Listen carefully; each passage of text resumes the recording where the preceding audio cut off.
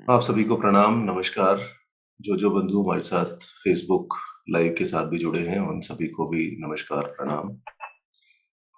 आज हम अध्याय 2 के श्लोक 48 से प्रारंभ करेंगे, परंतु उससे पहले एक दो प्रश्न जो हमसे पूछे गए कल व्हाट्सएप पे कि आपने गणेश जी के विषय में कहा, तो गणेश जी से पहले सनातन धर्म इतना पुराना है, इतना सनातन है, और गणेश जी का जन्म तो शिव जी, विष्णु भगवान, ब्रह्मा जी के बाद हुआ, अन्य देवी देवताओं के बाद हुआ। तो गणेश जी से पहले प्रथम पूज्य कौन से देवता थे? अब यदि इस विषय में हम शास्त्रों में देखें तो स्पष्ट रूप से तो कहीं नहीं लिखा कि गणेश जी से पहले कौन से देवता अग्र पूज्य थे अथवा प्रथम पूजन किनका होता था। परंतु यदि हम श्रीमद् भागवत महापुराण देखें तो श्रीमद् भागवत महापुराण में जब समुद्र मंथन का प्रकरण बताया गया है, तब उस समुद्र मंथन के प्रकरण में जब वह हलाहल विष, कालकूट विष समुद्र से बाहर निकला, तब उस का किस प्रकार निराकरण हो, किस प्रकार उस विष को शांत किया जाए, इस विषय में सभी देवी देवताओं ने भगवान विष्णु से पूछा। और भगवान विष्णु ने उस समय केवल यही कहा कि आदि देव होने के कारण शिव जी ही इस विष का निराकरण कर सकते हैं, इसलिए यह विष हमें शिव जी को ही अर्पित कर देना चाहिए। तब विष्णु भगवान के साथ अन्य सभी देवी देवता शिव जी की शरण में गए, और तब शिव जी ने उस हलाहल विष को अपने कंठ में धारण कर लिया। तो इससे निष्कर्ष यही निकलता है कि गणेश जी के जन्म लेने से पहले, गणेश जी के अवतरण से पहले शिव जी ही, उनके पिता शिव जी ही अग्रदेव थे। वही सभी देवी देवताओं में सबसे पहले पूजे जाते थे। और उसके उनके पश्चात, गणेश जी के अवतरण के पश्चात, गणेश जी की कथा हम सबको है पता ही है कि किस प्रकार गणेश जी को अग्र पूज्य होने का सुअवसर प्राप्त हुआ। माता पिता के चरणों में ही वास्तविक रूप में सभी प्रकार की सिद्धियां हैं, और यदि माता पिता की पूर्ण रूप से सेवा की जाए तो सभी देवी देवताओं की सेवा का फल अवश्य ही प्राप्त होता है। गणेश जी द्वारा इस प्रकार का यही संदेश दिया गया कि उन्होंने अपने माता पिता की परिक्रमा की, उनका पूजन किया, और माता पिता की परिक्रमा और पूजन से ही उन्होंने समस्त सृष्टि का एक प्रकार से परिक्रमा कर ली। तो यदि माता पिता की सेवा की जाएगी, तब किसी भी प्रकार की देवी देवता का रोष अथवा किसी भी प्रकार की हानि अवस्था हमें प्राप्त नहीं होगी। गणेश जी की अग्र पूजा की कथा से यही निष्कर्ष आप निकाल सकते हैं। दूसरा प्रश्न अभी विद्या जी पूछ रही थी कि हम ऐसा क्यों है कि किसी अन्य देवी देवता को हम विसर्जित नहीं करते। यह केवल दो ही देवताओं के लिए होता है, एक तो भगवान गणेश और दूसरी माँ दुर्गा, या आप कहें काली माता। तो केवल इन शक्ति और शाक्त के लिए ही इन विसर्जन का प्रयोग क्यों होता है, अन्य देवी देवताओं को हम विसर्जित नहीं करते। तो इसका साधारण सा उत्तर यह है कि यह विशेष दिवस जो शक्ति और शाक्त माँ दुर्गा और भगवान गणेश के लिए बनाए गए हैं, इसमें मान्यता यही है कि वह पृथ्वी पर अवतरण लेकर अपने अपने भक्तों की मनवांछित फलों को पूर्ण करते हैं, और एक बार उनका श्रद्धा अनुसार यथोचित पूजन अर्चन हो गया और मनवांछित फल की कामना भी उनके समक्ष रख दी गई, तब उनका अपने स्थान पर चले जाना ही उचित है। और यही कारण है कि इन विशेष दिनों में ऐसा नहीं है कि भगवान गणेश की मूर्ति हम कभी भी खरीद कर लाते हैं और उसकी पूजा करते हैं और उसे विसर्जित कर देते हैं। वह केवल इन्हीं गणेश चतुर्थी के आसपास भाद्रपद मास की शुक्ल पक्ष की चतुर्थी तिथि को ही हम गणेश भगवान को अपने घर में लेकर आते हैं और उसके बाद यथोचित पूजा सत्कार के पश्चात उन्हें पुनः विसर्जित कर देते हैं। विसर्जित जल में ही क्यों करते हैं? क्योंकि सनातन धर्म की मान्यता है कि समस्त सृष्टि जल से ही उत्पन्न हुई है। एक ही वह हिरण्यवर्ण, एक ही वह सोने के रूप का अंडा था जिससे यह समस्त सृष्टि की उत्पत्ति हुई, और इसी कारण समस्त देवी देवताओं का स्थान भी आप अथवा जल ही माना जाता है, इसीलिए जल में ही विसर्जित करते हैं। दूसरा जो कारण है वह यह है कि 3 प्रकार की मूर्तियां आप देखें, यदि मूर्ति शास्त्र आप देखें सनातन धर्म में, तो 3 प्रकार की मूर्तियां बताई गई हैं। एक मूर्ति है अचल मूर्ति, जो कि किसी मंदिर में अथवा किसी पूजा स्थल में स्थापित की जाती है। दूसरी मूर्ति है चल मूर्ति। वह चल मूर्ति जो हमारे घर के निवास स्थान के मंदिरों में, हमारे दफ्तरों में, अनेक स्थानों पर जहाँ भी हम पूजन अर्चन करते हैं या जहाँ भी हम भगवान का आशीर्वाद चाहते हैं, वहां हम उन मूर्तियों को रखते हैं। तो वो हो गई चल मूर्ति, जो एक स्थान से दूसरे स्थान पर ले जाई जा सकती हैं। दोनों की प्राण प्रतिष्ठा भी अलग प्रकार से होती है और दोनों की स्थापना भी एक अलग प्रकार से होती है। दोनों के अलग-अलग विधि हैं, दोनों के अलग-अलग निषेध हैं। तो चल मूर्ति और अचल मूर्ति, और इसके अतिरिक्त एक अन्य मूर्ति जो है वो है चलायमान मूर्ति, जो थोड़े समय के लिए हम लेकर आते हैं, उनमें प्राण प्रतिष्ठा करते हैं, उनमें देवताओं का आह्वान करते हैं, अपने पूजन अर्चन के द्वारा उन्हें प्रसन्न करते हैं, और इसके पश्चात सेवा करने के पश्चात जब हमारी श्रद्धा के अनुसार जितनी पूजा हम कर सकते हैं, जब पूजा वह हमारी पूर्ण हो जाती है, तब हम उस मूर्ति को पुनः अपने निवास स्थान पर भेज देते हैं। आपने अन्य यज्ञों और हवनों में भी देखा होगा, जब भी हवन करते हैं अथवा यज्ञ करते हैं, तब सभी देवताओं का आह्वान किया जाता है, चाहे वह अपने आपके इष्ट देवता हों, चाहे वह कुल देवता हों, चाहे वह ग्राम देवता हों, चाहे वह स्थान देवता हों, और यज्ञ और हवन करने के पश्चात उन सभी देवताओं को वापस भेज दिया जाता है। वापस मंत्र कहा जाता है और मंत्र कहने के पश्चात उन्हें वापस अपने-अपने स्थान पर भेज दिया जाता है। तो उसी प्रकार की परिकल्पना यहाँ भी है, यहाँ भी उसी प्रकार का आदर्श है, यहाँ भी उसी प्रकार की पूजा व्यवस्था है कि हमने उनके अवतरण के दिवस पर, भगवान गणेश के अवतरण के दिवस पर उन्हें यहाँ अपने निवास स्थान पर बुलाया, और एक बार हमारी श्रद्धा युक्त पूजा अर्चना हो गई तो हमने अपनी श्रद्धा के अनुसार उन्हें 1 दिन में, 3 दिन में, 21 दिन में, 1 मास में, जितना भी समय हम उचित प्रकार से श्रद्धा पूर्वक उनकी पूजन अर्चन कर सकते हैं, अपने सामर्थ्य के अनुसार वह पूजन अर्चन किया और फिर उन्हें पुनः अपने स्थान पर भेज दिया।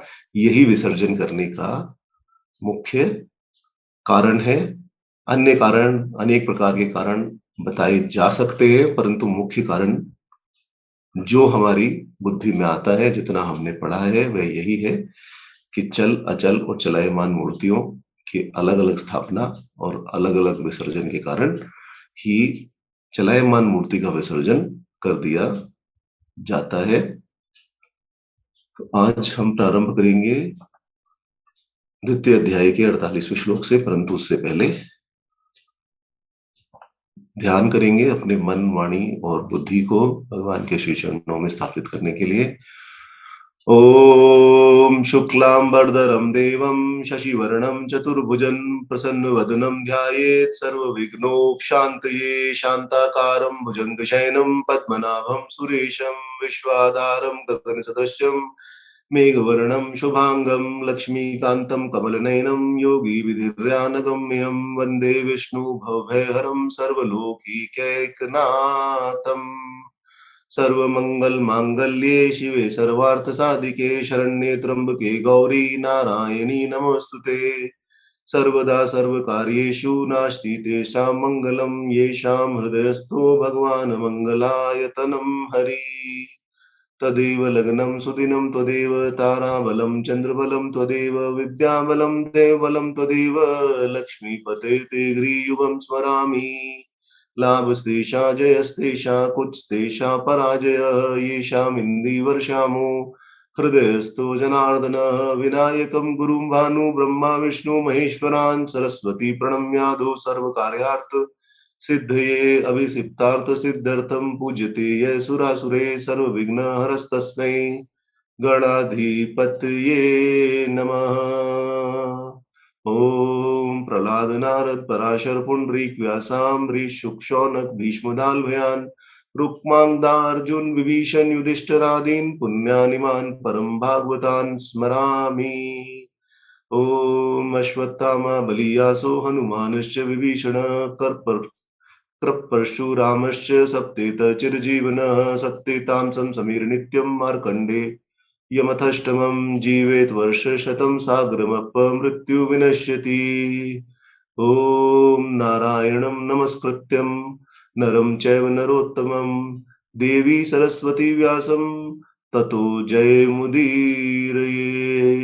व्यासाय विष्णुरूपाय व्यासरूपाय विष्णवे नमो वै ब्रह्मनिधये वसिष्ठाय नमो नमः। वेदे रामायणे चैव पुराणे भारते तथा आदावन्ते च मध्ये च हरिः सर्वत्र गीयते। नमस्तुते व्यास विशाल बुद्धे फुलारविंद तपत्नेत्रं येन त्वया भारत तैलपूर्णे प्रज्वालितो ज्ञानमय प्रदीपः। सर्व उपनिषदो गावो गोपाल दुग्धा गोपाल नंदनः पार्थो वत्स सुधीर भोक्ता दुग्धं गीतामृतं महत्। वसुदेव सुतं देवं कंस चाणूरमर्दनं देवकी परमानंदं कृष्णं वंदे जगद्गुरुं। श्री कृष्ण गोविंद हरे मुरारे हे नाथ नारायण वासुदेव मात पिता स्वामी सखा हमारे हे नाथ नारायण वासुदेव। हरे राम राम राम हरे हरे हरे कृष्ण कृष्ण कृष्ण हरे हरे हरे राम राम हरे हरे हरे कृष्ण कृष्ण कृष्ण हरे हरे। ओम नमो भगवते वासुदेवाय। ओम नमो पितामहाय। ओम नमो प्रजापतिभ्य। ओम नमो कृष्णद्वैपनाय। ओम नमो सर्वविघ्न विनायकेभ्य। जय जय श्री राधे श्याम। जय जय श्री सीताराम। जय जय श्री राधे। भगवान श्री कृष्ण ने अर्जुन को कर्मण्येवाधिकारस्ते मा फलेषु कदाचन मा कर्म फल हेतुर्भो मा ते संगस्तु कर्मणि, यह उपदेश अर्जुन को दे दिया है कि केवल तुम्हारा अधिकार कर्म करने में है। और एक प्रकार से अर्जुन को इस प्रकार का उपदेश देकर समस्त मनुष्य जाति को भगवान श्री कृष्ण ने यह उपदेश दिया है कि तुम्हारा अधिकार केवल कर्म करने में है, फल में तुम्हारा अधिकार नहीं है। इसलिए कभी भी फल प्राप्ति की आशा से तुम्हारी कर्म में प्रवृत्ति नहीं होनी चाहिए, और फल नहीं मिलेगा ये इस विचार से भी कभी कर्म में अरुचि नहीं होनी चाहिए। कर्म सदैव करते ही रहना चाहिए और उसके फल की चिंता नहीं करनी चाहिए। अब इसी के आगे भगवान योग का उदाहरण देते हुए अर्जुन को एक प्रकार से समझाएंगे कि योग क्या है और किस प्रकार योग के द्वारा तुम अपनी बुद्धि की समता को प्राप्त कर सकते हो। भगवान ने आगे अर्जुन से कहना प्रारंभ किया, योगस्थ कुरु कर्माणि संगम त्यक्ता धनंजय सिद्धि असिद्धि सम्भूत्वा समत्वं योगः उच्यते। सिद्धि असिद्ध्यो सम्भूत्वा समत्वं योगः उच्यते। दूरेण हि अवरं कर्म बुद्धियोगात् धनञ्जयः बुद्धो शरणम् अविच्छन् कृपणा फल हेतवः। बुद्धियुक्तो जहातीह उभे सुकृदुष्कृते तस्मात् योगाय युज्यस्व योगः कर्मसु कौशलम। तो भगवान श्री कृष्ण ने अर्जुन से कहा कि हे धनंजय, यदि तुम योग में स्थित होकर फल की इच्छा त्याग कर तथा सिद्धि और असिद्धि में समान रूप से रहकर कर्म करो तो यह सिद्धि असिद्धि में समभाव रखते हुए स्वकर्म को करना ही योग कहा जाता है। तो एक प्रकार से भगवान श्री कृष्ण ने यहाँ योग की परिभाषा अर्जुन को दे दी कि योग की क्या परिभाषा है। इसी प्रकार आगे कहते हुए भगवान श्री कृष्ण ने कहा कि बुद्धि योग समत्व बुद्धि की अपेक्षा सकाम कर्म अत्यंत ही निम्न श्रेणी का है। इसलिए हे धनंजय, तुम परमात्मा बुद्धि की शरण लेकर निष्काम कर्म करने की ही इच्छा करो, क्योंकि फल की कामना करने वाले पुरुष तो अत्यंत दीन होते हैं। समता बुद्धि युक्त मनुष्य पुण्य और पाप दोनों को इसी लोक में त्याग देता है, अर्थात उनसे मुक्त हो जाता है। इसलिए तुम समत्व रूप बुद्धि योग के लिए ही प्रयत्न करो। यह समत्व रूप बुद्धि योग ही कर्मों में कुशलता अर्थात कर्म बंधन से छूटने का उपाय है। अब यहां इन श्लोकों में दो प्रकार से कर्मयोग के लक्षण कहे गए हैं। पहला है समत्व अर्थात लाभ अलाभ सफलता विफलता आदि सभी में समभाव रखकर कर्तव्य बुद्धि भगवत प्रीति या भगवान को सर्वत्र व्याप्त मानकर जीव सेवा द्वारा भगवत पूजा करना और फलाफल उन्हीं को समर्पण कर देना, यही कर्मयोग का लक्षण है। इसीलिए रहीमदास जी का एक दोहा है कि रहीमन इस संसार में सब सो मिलिए धाए, ना जाने किस वेश में नारायण मिल जाए। कि इस संसार में सभी से भाग भाग कर मिलिए, ना जाने किस वेश में आपको नारायण की प्राप्ति हो जाए। जिस भी किसी वेश में नारायण मिलेंगे आप उनसे भाग कर मिलिए और उनसे अपना संबंध स्थापित कीजिए। तो जीव सेवा द्वारा भगवत पूजा करना और फलाफल को उन्हीं को समर्पण कर देना, यही कर्मयोग का लक्षण भगवान श्री कृष्ण ने कहा है। और यही कारण है कि सनातन धर्म में दान पुण्य की इतनी महिमा है। जीव सेवा के द्वारा ही, दान पुण्य के द्वारा ही कर्मयोग का विषय संपादित किया जा सकता है। परंतु और यही सब जो सनातन धर्म की मान्यताएं हैं ये अन्य पंथों में गई और अन्य पंथ उसे एक अलग ही प्रकार से उसको संपादित किया और उसमें श्रेष्ठता प्राप्त कर ली। सनातन धर्म में अभी भी दान की मान्यता है। आप देखेंगे तो लोग भंडारे कराते हैं, सब कराते हैं, परंतु एक इंस्टीट्यूशनल या मंदिर द्वारा चलित प्रसाद गृह कम ही आपको देखने को मिलता है। आप यदि दक्षिण भारत में देखें तो दक्षिण भारत में प्राय प्रत्येक मंदिर के अंदर आप पाएंगे कि उनका अपनी रसोई होती है, जहां वे भगवान के लिए भोग बनाते हैं और उस भोग को फिर भक्तों में बांट दिया जाता है। परंतु उत्तर भारत के मंदिर यदि आप देखें तो उसमें साधारणतः आपको रसोई नहीं मिलेगी। जो भी कुछ भक्त अर्पण करता है वही भगवान को अर्पित कर दिया जाता है और फिर उसी में से कुछ प्रसाद वापस भक्त को दे दिया जाता है।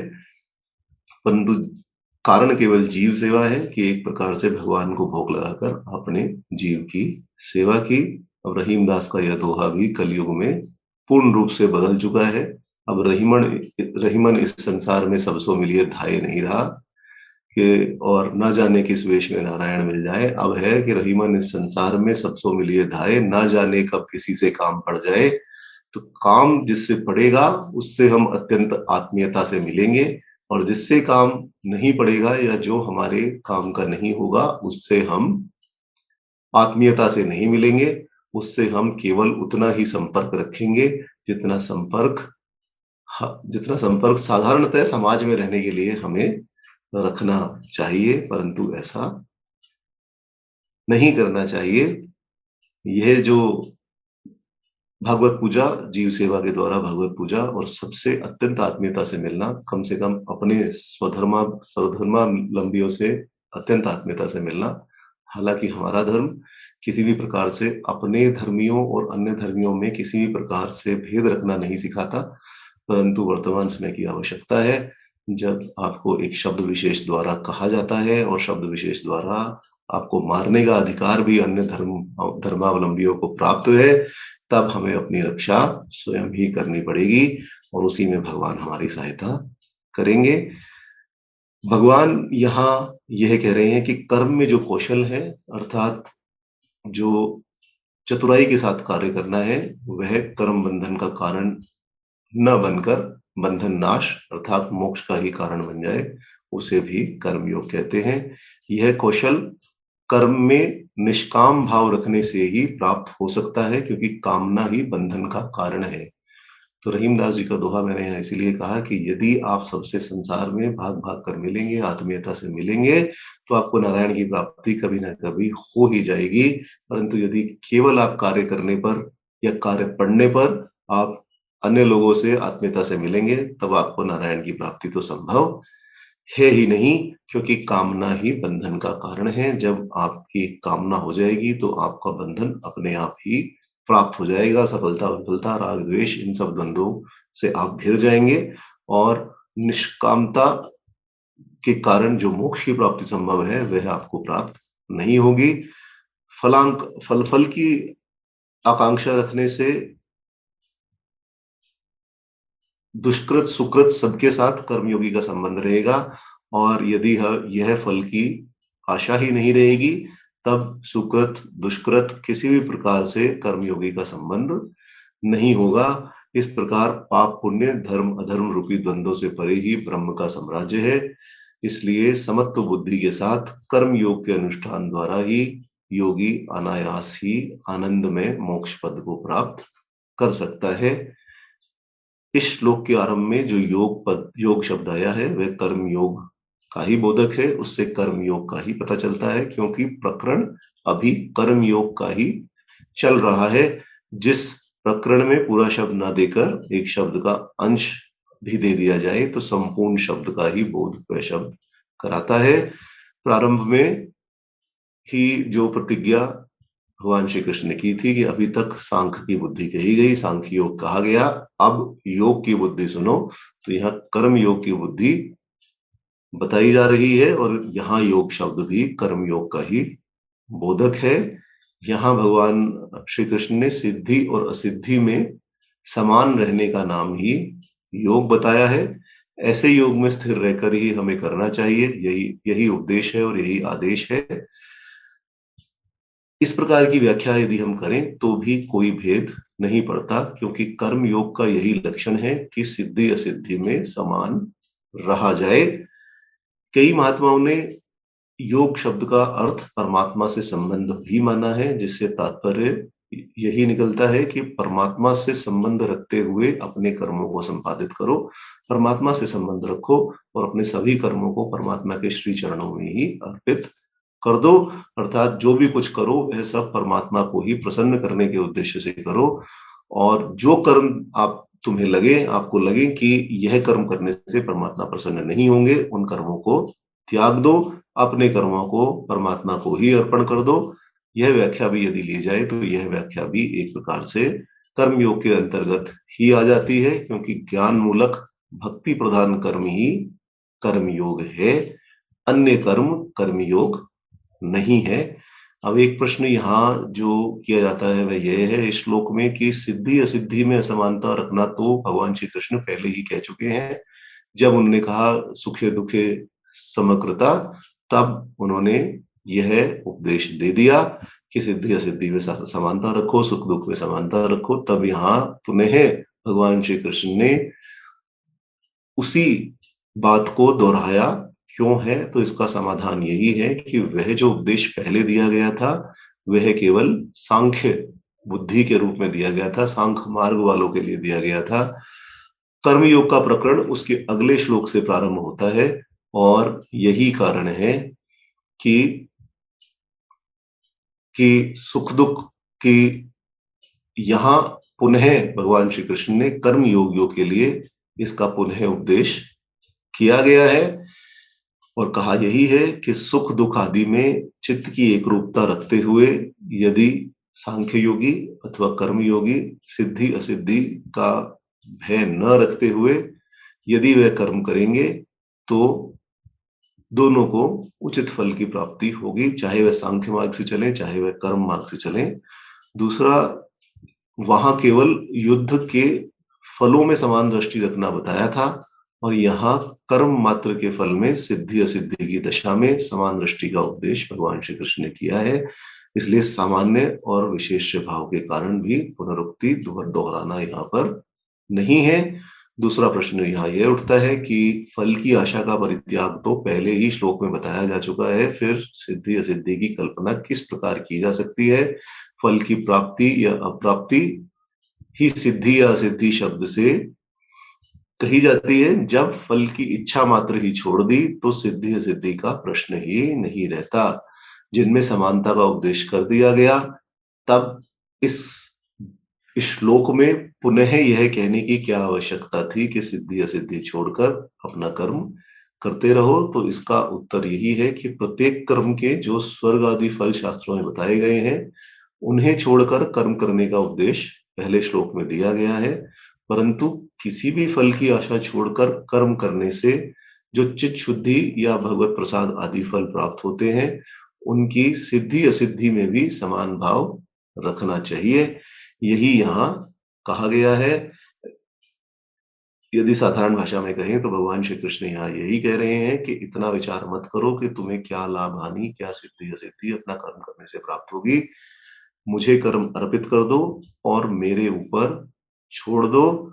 मैं इस बात का निर्णय लूंगा कि तुम्हारे कर्म के अनुसार किस प्रकार की सिद्धि अथवा असिद्धि, किस प्रकार का सुख दुख, किस प्रकार की लाभ अथवा हानि तुम्हें प्रदान की जाए। हमेशा, क्योंकि केवल यही समझो कि अभी चित्त शुद्धि मेरी नहीं हुई है, भगवत प्रसाद के मुझे कुछ लक्षण दिखाई नहीं देते, केवल कर्तव्य समझकर अपना कर्म करते जाओ। इस कर्म का क्या फल हो रहा है इसकी ओर दृष्टि ही मत डालो, इसी का नाम योग अथवा कर्म योग है। अब यहाँ प्रश्न यह भी हो सकता है कि भगवान श्री कृष्ण ने सांख्य योग के बाद कर्म योग का प्रकरण प्रारंभ किया और यहाँ ज्ञान मूलक भक्ति प्रधान कर्म ही योग है, इस प्रकार का उपदेश भी भगवान दे रहे हैं। तो कर्म योग प्रकरण के बीच में ही ज्ञान योग की बात भगवान श्री कृष्ण ने क्यों उठाई? तो उत्तर यह है कि अर्जुन को कर्म योग का ही अधिकारी समझकर भगवान ने कर्म योग का उपदेश यहाँ अर्जुन को दिया, परंतु वहां भी मुख्य सिद्धांत का संकेत कर दिया है कि इस समय प्रशंसित कर्मयोग भी वास्तविकता में ज्ञान योग की अपेक्षा बहुत ही छोटी श्रेणी का है। इसलिए तुम बुद्धि अर्थात ज्ञान की प्राप्ति के लिए ईश्वर की शरण में जाओ, ईश्वर कृपा से ज्ञान योग के अधिकारी बन सकोगे और ज्ञान योग प्राप्त कर सकोगे। अन्य देवताओं से फल प्राप्ति की आशा रखना तो केवल दीनता ही है, इस दीनता को तुम प्राप्त मत हो। और यहाँ इस प्रकरण के अनुसार सुकृत और दुष्कृत कर्म छोड़ने का तात्पर्य कर्म छोड़ने से नहीं है किंतु उनका फल ही छोड़ देने से है, क्योंकि इसके पूर्व और आगे भी कर्म का फल छोड़ने का प्रसंग ही चल रहा है। इसलिए यहाँ इस श्लोक में भी इस प्रकार की कोई बात नहीं है कि कर्म करना छोड़ देना चाहिए। सुकृत और दुष्कृत शब्दों को शोभन फल देने वाला, अच्छा फल देने वाला और बुरा फल देने वाला यदि हम यह अर्थ करें तो यह विवक्षित होंगे। किसी भी प्रकार का फल प्राप्त करने की आशा न रखकर और अपने समस्त कर्म भगवान को ही अर्पित कर देने का ही यहाँ लक्ष्य अथवा साधन भगवान ने बताया है कि तुम्हें यही लक्ष्य रखना चाहिए। क्योंकि यदि हम सुकृत को अच्छा फल देने वाला और दुष्कृत को बुरा फल देने वाला मानेंगे, तब जो प्रश्न हमारे सामने आएगा कि चलो दुष्कृत को तो छोड़ देना अच्छा है, बुरे कर्मों को छोड़ देना अच्छा है, परंतु सुकर्मों का फल तो अच्छा ही होगा, तब सुकर्मों को क्यों छोड़ा जाए। इसीलिए भगवान श्री कृष्ण ने यहाँ दोनों शब्दों का अलग अलग, सिद्धि असिद्धि का अलग अलग उपयोग किया है कि तुम इस चीज का विचार मत करो कि यह अच्छा कर्म है अथवा बुरा कर्म है। तुम कर्म को करते जाओ, केवल अपनी ज्ञानमयी भक्ति प्रदान बुद्धि को सामने रखो और ज्ञानमयी भक्ति प्रदान कर्म करते हुए ही अपना जीवन व्यतीत करो। अब ऐसा क्यों कहा, इस प्रकार का उपदेश भगवान श्री कृष्ण यहाँ क्यों कर रहे हैं? तो यह उपदेश केवल इसीलिए है क्योंकि सुख का नाश हो जाने पर अत्यंत दुख प्राप्त होता है। सुख का जो विपरीतार्थक शब्द है वह दुखी है। सुख यदि समाप्त हो जाएगा तो दुखी प्राप्त होगा। स्वर्ग में भी सुख दुख का हास हो जाता है, परंतु फिर भी कहीं ना कहीं छोटे बड़े का भेद तो रहता ही है। कोई सामान्य देवता बनता है, कोई अधिकारी, कोई राजा, कोई और इस प्रकार के अनेक प्रकार के भेद देखकर प्राणी को ईर्ष्या का भाव तो अवश्य ही प्राप्त होगा। इसलिए यह भी है कि धर्म से प्राप्त होने वाले समस्त सुख भी दुख से मिले हुए ही रहते हैं, इसलिए उन्हें वास्तविक सुख नहीं कहा जा सकता। वास्तविक सुख तो वही है जहां दुख का लेश मात्र भी स्पर्श ना हो, और वह केवल बुद्धि योग अथवा तत्व ज्ञान से ही प्राप्त हो सकता है। यही लक्ष्य में रखकर भगवान ने यहाँ उपदेश किया कि बुद्धि योग प्राप्त करने वाला मनुष्य सुकृत और दुष्कृत दोनों का फल छोड़ देता है। उसे न धर्म के फल रूपी स्वर्ग की इच्छा रहती है और न ही पाप फल के रूपी नरक आदि की इच्छा होती है। बुद्धि योग वाला पुरुष तो केवल परमात्मा से संबंध रखता है, परमात्मा को ही प्रसन्न करने के लिए और प्रसन्न करने के लिए अपने समस्त कर्म करता है, और संसार बंधन से छुटकारा पा लेना ही उसका लक्ष्य रहता है। वही अपने मनुष्य जन्म को पूरा सफल बना सकता है। इसलिए श्लोक के उत्तरार्ध में भगवान को अपने प्रिय मित्र अर्जुन के प्रति यही उपदेश है कि तुम योग प्राप्त करने का ही सब ओर से प्रयास करो, सांसारिक फलों में मत फंसो और कर्मों के फल से मत डरो। कर्म करने की ऐसी ऐसी चतुराई को अथवा कर्म करने के ऐसे उद्योग को ही योग कहते हैं। मनुष्य कर्म भी करता जाए और उसके बंधन में भी न पड़े। ऐसा क्यों कहा? ऐसा इसलिए कहा क्योंकि कर्मजं बुद्धि युक्ता हि फलं त्यक्ता मनीषिणिः जन्म बंध विनिर्मुक्ता पद गच्छन्ति अनामयम्। जन्म बंध विनिर्मुक्ता पद गच्छन्ति अनामयम्। क्योंकि समत्व बुद्धि से युक्त ज्ञानीजन कर्मों से उत्पन्न होने वाले फल का त्याग कर जन्म रूप बंधन से सर्वथा मुक्त होकर निर्विवाद परम पद को ही प्राप्त करते हैं।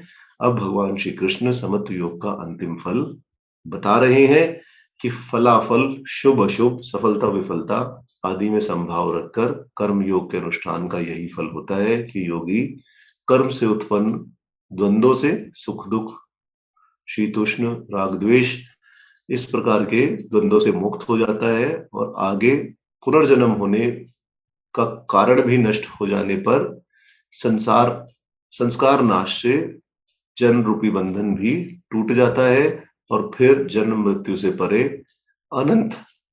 अनंतानंद में परम पद योगी को प्राप्त हो जाता है। यही इस श्लोक का अर्थ है। पिछले श्लोक में सुकृत दुष्कृत दोनों के फलों का त्याग बताया था।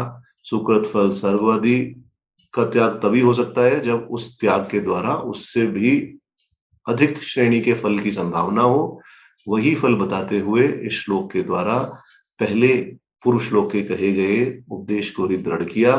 पहले कहा कि सुकृत दुष्कृत के स्वर्ग नरक आदि फल अस्थायी है, किंतु उस फल त्याग के बाद जो फल तुम्हें प्राप्त होगा वह फल स्थायी है। इस पर प्रश्न होता है कि अब जो उत्पन्न होता है उसका नाश भी अवश्यंभावी है। यह भी निश्चित रूप से मान लिया जाता है, तब वह फल स्थायी कैसे हो सकता है। और इसी का उत्तर देते हुए भगवान ने यहाँ जन्म बंध विनिर्मुक्ता और अनामय इन शब्दों का उपयोग किया है।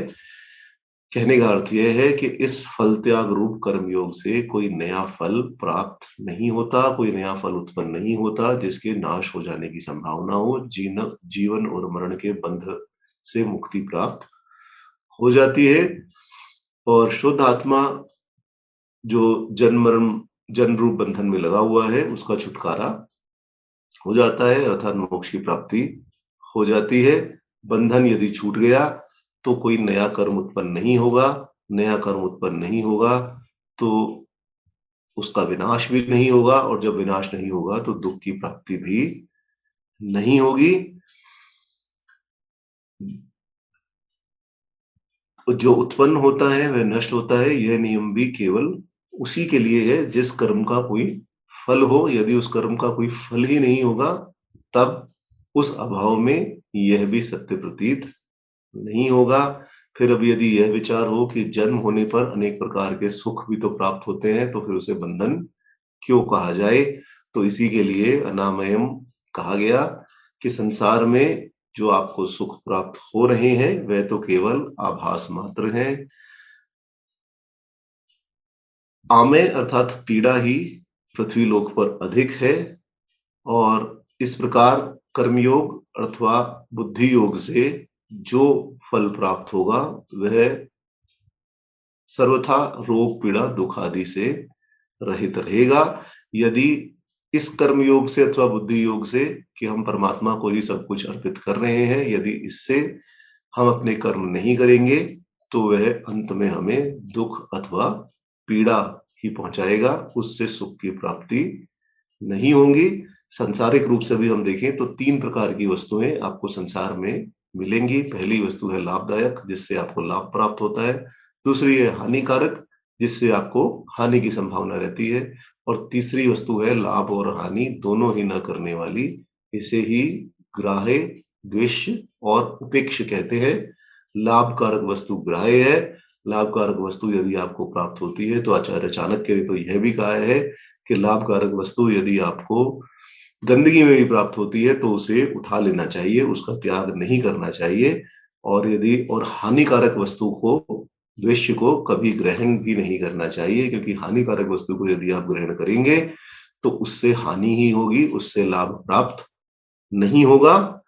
और द्वेष का संबंध हो जाने पर ग्राह्य को भी छोड़ दिया जाता है, अर्थात जहां अच्छा और बुरा दोनों मिला हुआ हो उसका त्याग ही अच्छा है। अन्न यदि रुचिकर है, नवीन बना हुआ नया बना हुआ अन्न है, ताजा है, तो वह शरीर के लिए लाभकर है। परंतु यदि वही अन्न पुराना हो जाए और एक प्रकार से विष ही बन जाए तब वही अन्न शरीर के लिए हानिकारक हो जाता है, और उसका त्याग ही सभी संसारिक पुरुष भी उचित मानते हैं। अच्छी वस्तु को ग्रहण करो और खराब को हटा दो, और जो वस्तु ऐसी है जिससे न लाभ है न हानि है उसे ग्रहण करो अथवा न करो, उससे कोई फर्क किसी को नहीं पड़ता, कोई अंतर किसी में नहीं आता। और यही कारण है कि लाभदायक को ग्रहण किया जाता है और हानिकारक को हटा दिया जाता है। अब आगे भगवान श्री कृष्ण अर्जुन को योग प्राप्त किस प्रकार हो सकता है, इसका उत्तर भी, अब यह सब सुनकर किसी के भी मन में प्रश्न आ सकता है कि योग को किस प्रकार प्राप्त किया जाए। तब उस योग को, कर्म योग को किस प्रकार प्राप्त किया जाए, उसी के विषय में भगवान श्री कृष्ण यहाँ कह रहे हैं। यदा तेह मोह कलिलम बुद्धि व्यतातिरिष्यति तदा गन्तासि निर्वेदम श्रोतवस्य श्रुतस्य च तदा गन्तासि निर्वेदम श्रोतवस्य श्रुतस्य च। और इसके आगे श्रुति विप्रतिपन्ना ते यदा स्थायति निश्चला समाधो अचला बुद्धि तदा अवाप्यसि समाधो अचला बुद्धि तदा अवाप्यसि। कहा कि जिस समय तुम्हारी बुद्धि मोह रूपी दलदल को अच्छी तरह से पार कर लेगी, भली भांति पार कर लेगी, उस समय तुम्हें पहले सुने हुए और आगे सुने जाने वाले कर्म फल के प्रति वैराग्य प्राप्त हो ही जाएगा। जिस समय श्रुति वाक्यों को सुनकर विचलित हुई तुम्हारी बुद्धि निश्चल रूप से परमात्मा में स्थित हो जाएगी, उस समय तुम योग को प्राप्त कर लोगे। जब तक बुद्धि में मैं, मेरा आदि ममता मूलक अविवेक की मलिनता रहती है, तब तक जीव, प्राय देखा जाता है कि वह जीव वैदिक सकाम कर्मों के चक्र में ही फंसा रहता है। उसको व्यवसायत्मिका बुद्धि न प्राप्त होकर केवल कामनामयी चंचल बुद्धि ही प्राप्त हुई रहती है। किंतु आत्मा में चित्त को ठहराकर और निष्काम भाव से जीव जितना ही वेद विहित कर्मों को करता जाता है, उतना ही उसके चित्त की कामना तथा चंचलता नष्ट होकर अंत में आत्मा में ही बुद्धि एकांत रूप से निश्चल हो जाती है। उस समय वह बुद्धि साधारण बुद्धि न कहलाकर प्रज्ञा अथवा ऋतंबरा प्रज्ञा कहलाती है। और इस प्रकार प्रज्ञा से युक्त पुरुष ही स्थित प्रज्ञ है। यही भगवान यहाँ कह रहे हैं। वह अपनी प्रज्ञा को ज्ञान में ब्रह्म में लवलीन करते हुए सत्य भाषण करता है, सत्य सोचता है और सत्य ही करता है। आनंद में ब्रह्म में इस प्रकार से सदा प्रतिष्ठित रहने के कारण स्थित प्रज्ञ योगी को सदा आत्मा का असीम आनंद प्राप्त होता रहता है। यही योग का अंतिम फल होने के कारण श्री भगवान ने इसी के लाभ के लिए ही संज्ञा योग का सत्य लाभ बताया है कि किस प्रकार योग में स्थापित होकर तुम्हें सत्य लाभ की प्राप्ति हो सकती है। यहाँ भगवान ने अर्जुन की चेष्टा से उसके हृदय की जिज्ञासा का अनुमान किया कि ऐसा बंधन से विमुक्ति होकर अभय पद की प्राप्ति यदि मैं करना चाहूं तो कितना समय लगेगा। ऐसी जिज्ञासा का अनुमान कर ही उसका उत्तर देते हुए कहते हैं कि इसमें काल का कोई नियम नहीं है। जिस समय तुम्हारी बुद्धि मोह रूप, तुम्हारे चित्त में भरे हुए मोह रूप घने कीचड़ से पार हो जाएगी, उस समय तुमने जो सुना है और जो सुनना चाहते हो उन सभी से निर्वेद अथवा तुम्हारी विरक्ति हो जाएगी। और जब तुम्हारी विरक्ति इस प्रकार के मोह से होगी, तब निश्चल भाव से तुम्हारी बुद्धि एकाग्र होकर सुप्रतिष्ठित होगी और तब तुम योग को प्राप्त कर लोगे। विविध श्रुतियों के द्वारा जो तुम्हारे मन में संदेह है वह दूर हो जाएगा और वह दूर होते ही तुम योग को प्राप्त कर लोगे। अब आप आज के समय में भी देखेंगे तो अनेक बंधुओं को वेदों के विषय में, उपनिषदों के विषय में, स्मृतियों के विषय में अनेक प्रकार के संदेह रहते हैं। और संदेह केवल इस कारण है कि पूर्ण रूप से वेदों का, उपनिषदों का, स्मृतियों का अथवा अन्य धर्म शास्त्रों का को समझने में यह बंधु थोड़ा असमर्थ रहते हैं। आजकल इंटरनेट पर इतनी अधिक जानकारी, मैं क्या कहूं कि उपलब्ध है, आधी कच्ची आधी पक्की, आधे से ज्यादा तो कच्ची ही है। किसी ने कुछ भी कह दिया, किसी ने कुछ भी बोल दिया और उसी पर हमने विश्वास कर लिया कि हाँ ऐसा ही होगा। तो मेरी हाथ जोड़कर सभी से प्रार्थना है कि जब भी आप धार्मिक विषयों की बात करें, तो आप क्या सोचते हैं, इस विषय पर बात ना करें। क्या शास्त्रों में लिखा हुआ है और क्या उसका अर्थ है, आपकी अपनी अलग व्याख्या अवश्य हो सकती है, परंतु शास्त्र का मूल क्या है, जहाँ यह लिखा हुआ है, उसे अवश्य बताएँ। क्योंकि जब आप उस शास्त्र का मूल कहेंगे, तब कोई भी जाकर उस शास्त्र को पढ़ सकता है और यदि संशय होगा, तो वह आपसे वापस आकर पूछ भी सकता है।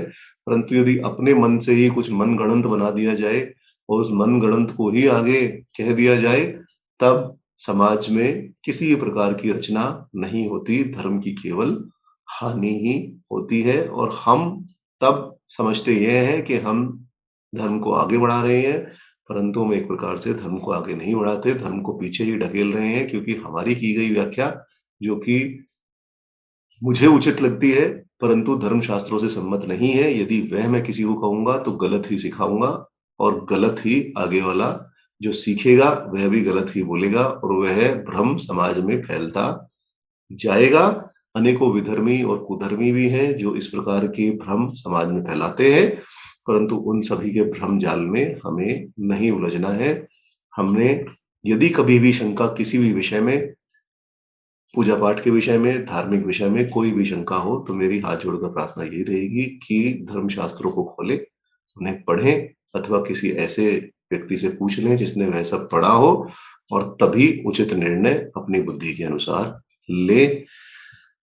किसी की कही बातों में ना आए और इसीलिए यहाँ भगवान भी यही कह रहे हैं कि जब साम्य बुद्धि द्वारा पहले भगवान ने बताई, उस साम्य बुद्धि के अभ्यास के द्वारा जब बुद्धि तुम्हारी मोह, लाभ इत्यादि के कीचड़ से निकल जाएगी और समानता में प्रतिष्ठित हो जाएगी, तो जब तक जो तुम आज तक सुनते आए थे और आगे सुनना चाह रहे थे, उन सब से विरक्ति होगी। संसार दशा में सभी लोग आशा की ही बातें सुना करते हैं और उन्हें भी आगे ही सुनना चाहते हैं। फल की आशा छूट जाने पर उन सब से विरक्ति हो जाएगी और उनमें मन नहीं लगेगा। इस प्रकार श्रुतियों में जो निरंतर आशा रखने वाले सांसारिक पुरुषों को धर्म मार्ग की ओर आकर्षित करने के लिए विभिन्न-विभिन्न प्रकार के फल बताए गए हैं और उनकी अत्यंत स्तुति भी की गई है, उनसे भी निर्वेद हो जाएगा, अर्थात उन श्रुतियों द्वारा कहे गए फलों से भी मन ऊब जाएगा और जब तुम्हारा मन इस संसार के मोह से छूट जाएगा, तभी तुम्हें विरक्ति की प्राप्ति होगी। जैसा कि मैंने प्रारंभ में कहा था कि शनैः पन्था शनैः कन्था शनैः गिरिवर लंघनम, ये तभी संभव है जब सांसारिक मोह छूट जाए। जब तक सांसारिक मोह बना रहेगा, तब तक ऐसी विरक्ति की प्राप्ति नहीं होगी। सांसारिक भोग और फल, जब ऐसी कामना और इस प्रकार की बुद्धि बन जाएगी और सांसारिक फलों से विरक्ति हो जाएगी, तब सांसारिक भोग और फल तुच्छ प्रतीत होने लगेंगे। और भगवान यही कह रहे हैं कि कर्म योग का अभ्यास करते-करते तुम्हें इस लोक और वेदोक्त परलोक दोनों के दुख सुखों से वैराग्य हो जाएगा और तुम्हें योग की प्राप्ति होगी। इसमें कितना भी समय लगे, इसमें कोई नियम नहीं है।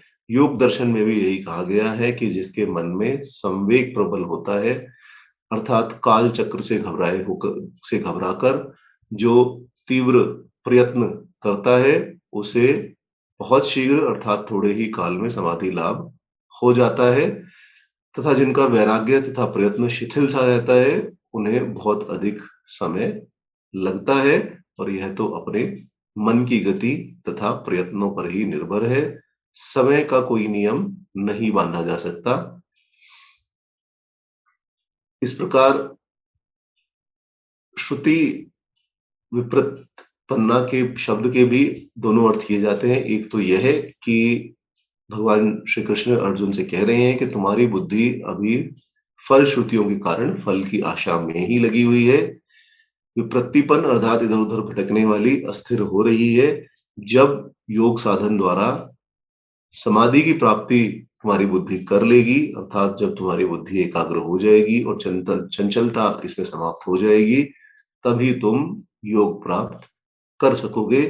दूसरा अर्थ ये है कि जब तुम्हारी बुद्धि श्रुति अथवा वेद के अर्थवादों में वर्णित फल श्रुति से विप्रतिपन्न होगी, अर्थात उन फल श्रुतियों में बतलाए गए स्वर्ग आदि फलों को उत्तम नहीं समझेगी, तब बुद्धि के समाधिनिष्ठ और निश्चल होने पर तुम योग की प्राप्ति कर सकोगे।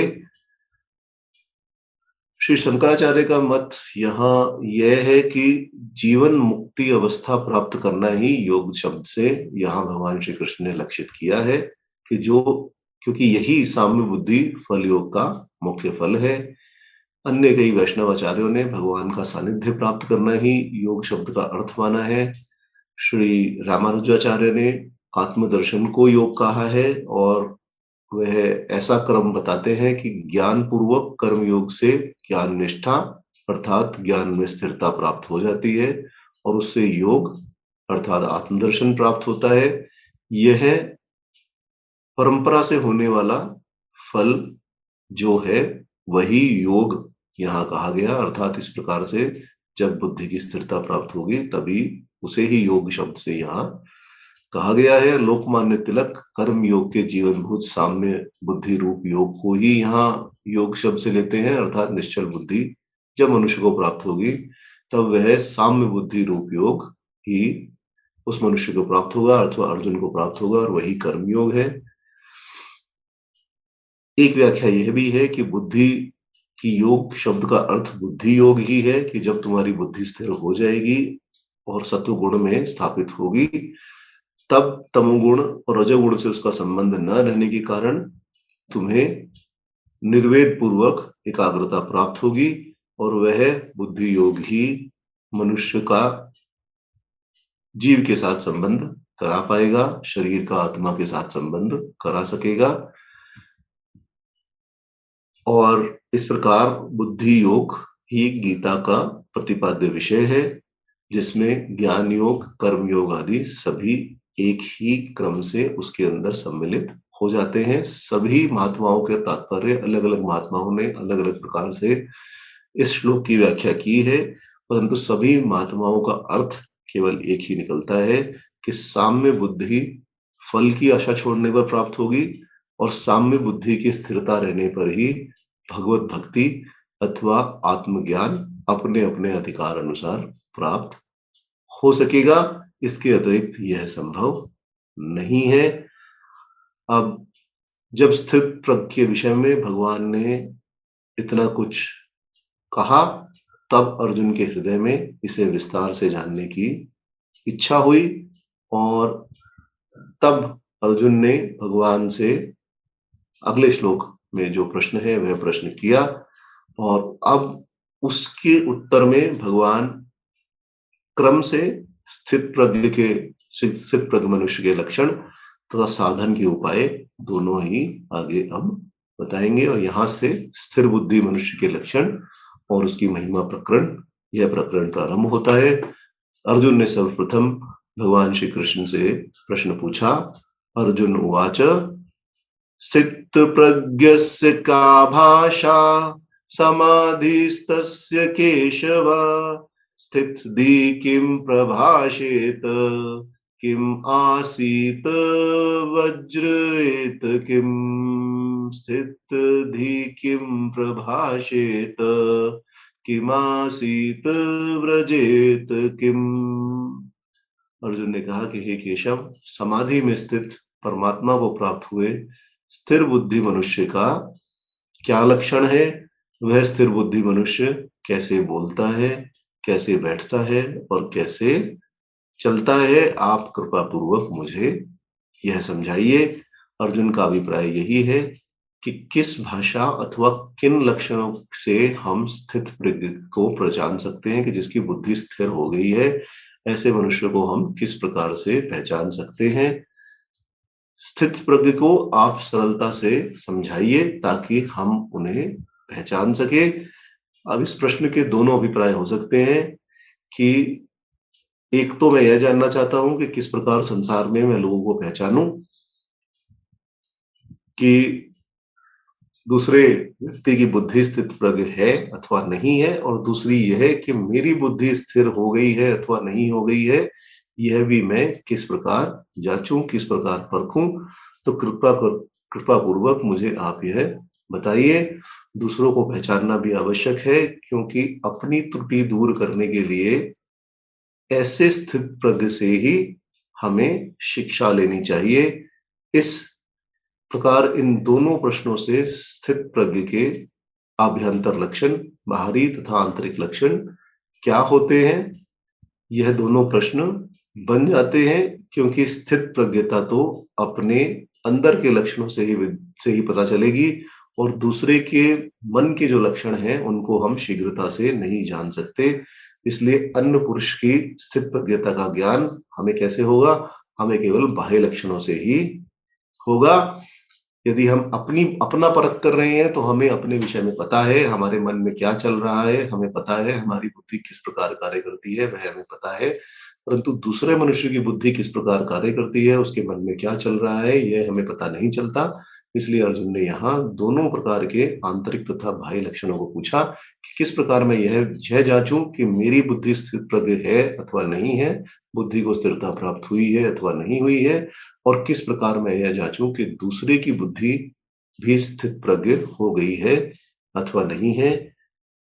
कई महात्माओं ने इस श्लोक की व्याख्या इस प्रकार भी की है कि स्थित प्रज्ञ पुरुष जब समाधिस्थ हो अर्थात एकांत ध्यान में निमग्न हो तब उसके क्या लक्षण हो सकते हैं, और जब वह समाधि छोड़कर समाधि रहित दशा में व्यवहार की ओर झुका हो तब उसके क्या लक्षण हो सकते हैं। व्यवहार की ओर झुके हुए का लक्षण पूछने के लिए यही विवरण किया गया है कि वह कैसे बोलता है, कैसे बैठता है और कैसे चलता है। इन तीनों क्रियाओं को उपलक्षण मानकर यही अर्थ निकल कर आता है कि उसकी बाह्य क्रियाएं किस प्रकार होती हैं।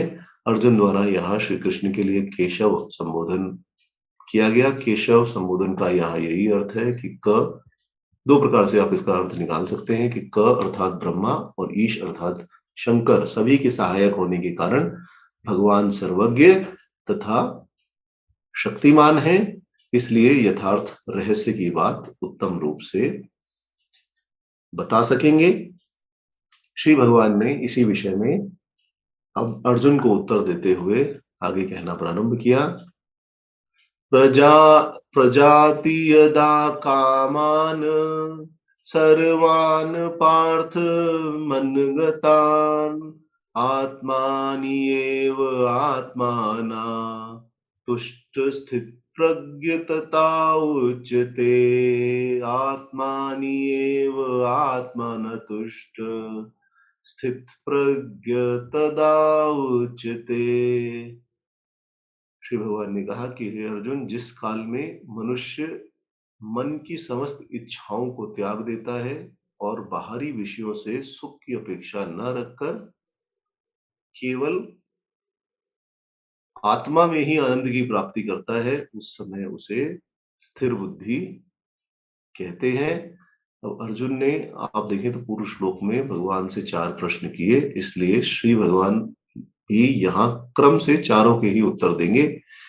अब यह जो श्लोक है यह प्रथम प्रश्न का उत्तर है, जिसमें अर्जुन ने पूछा था कि स्थित प्रज्ञ के क्या लक्षण होते हैं। तो उन्हीं लक्षणों को बताते हुए भगवान श्री कृष्ण यहाँ कह रहे हैं कि जिस काल में मन की समस्त इच्छाओं का त्याग हो जाए और इंद्रिय सुखों के सुख की अपेक्षा न रखकर केवल आत्मा में ही आनंद की अनुभूति की जाए, उसी को स्थिर बुद्धि कहा जाता है।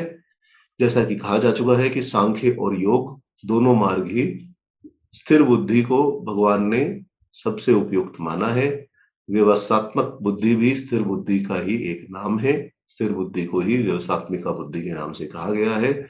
इसलिए इस संबंध में अर्जुन को जिज्ञासा हुई कि आप पहले स्थिर बुद्धि वाले के लक्षण ही बताइए, जिससे उसकी पहचान हो सके और उसके अनुरूप अपने आप को बनाने का प्रयत्न भी किया जा सके। अब आप देखें तो द्वितीय अध्याय में जब से भगवान श्री कृष्ण ने अपना उपदेश 11वें श्लोक से प्रारंभ किया, तब से लेकर अभी तक यह पहला प्रश्न अर्जुन का आया है और यह प्रश्न महत्वपूर्ण है। और इस उत्तर में भगवान ने स्थिर बुद्धि के आंतरिक और बाह्य लक्षणों की विशद व्याख्या की है। आप देखेंगे कि अर्जुन, भागवत गीता में आप देखें तो अर्जुन ने जैसे जैसे प्रश्न पूछे भगवान श्री कृष्ण ने उसी प्रकार के उत्तर दिए। जिस प्रश्न का साधारण जन के कल्याण के लिए अथवा मनुष्यों के कल्याण के लिए विस्तार में उत्तर देने की आवश्यकता थी, उसका विस्तार में उत्तर दिया। और जिस श्लोक का विस्तार में उत्तर जिस प्रश्न का विस्तार में उत्तर देने की आवश्यकता नहीं थी, उसका विस्तार में उत्तर नहीं दिया।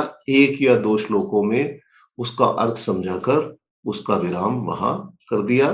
परंतु यह महत्वपूर्ण प्रश्न है और इसलिए यहाँ भगवान इसकी पूर्ण रूप से व्याख्या करेंगे।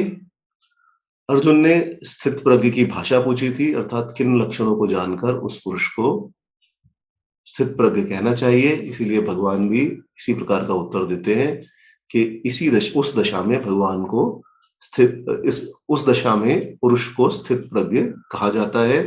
ये आंतरिक लक्षण है, इनका ज्ञान अपने आप को ही हो सकता है, दूसरा कोई अन्य नहीं जान सकता। हमारी सभी कामनाएं हट गई हैं अथवा नहीं, हम कोई कर्म करते हुए कामना की इच्छा करते हैं अथवा नहीं, यह सब केवल हम ही जान सकते हैं। और इस प्रकार की व्याख्या के अनुसार यह समाधि में स्थित स्थिर बुद्धि वाले का लक्षण है कि जब वह समाधि में अथवा सर्वथा एकाग्रता में स्थिर हो, तब उसके मन में किसी भी कामना का उदय नहीं होता।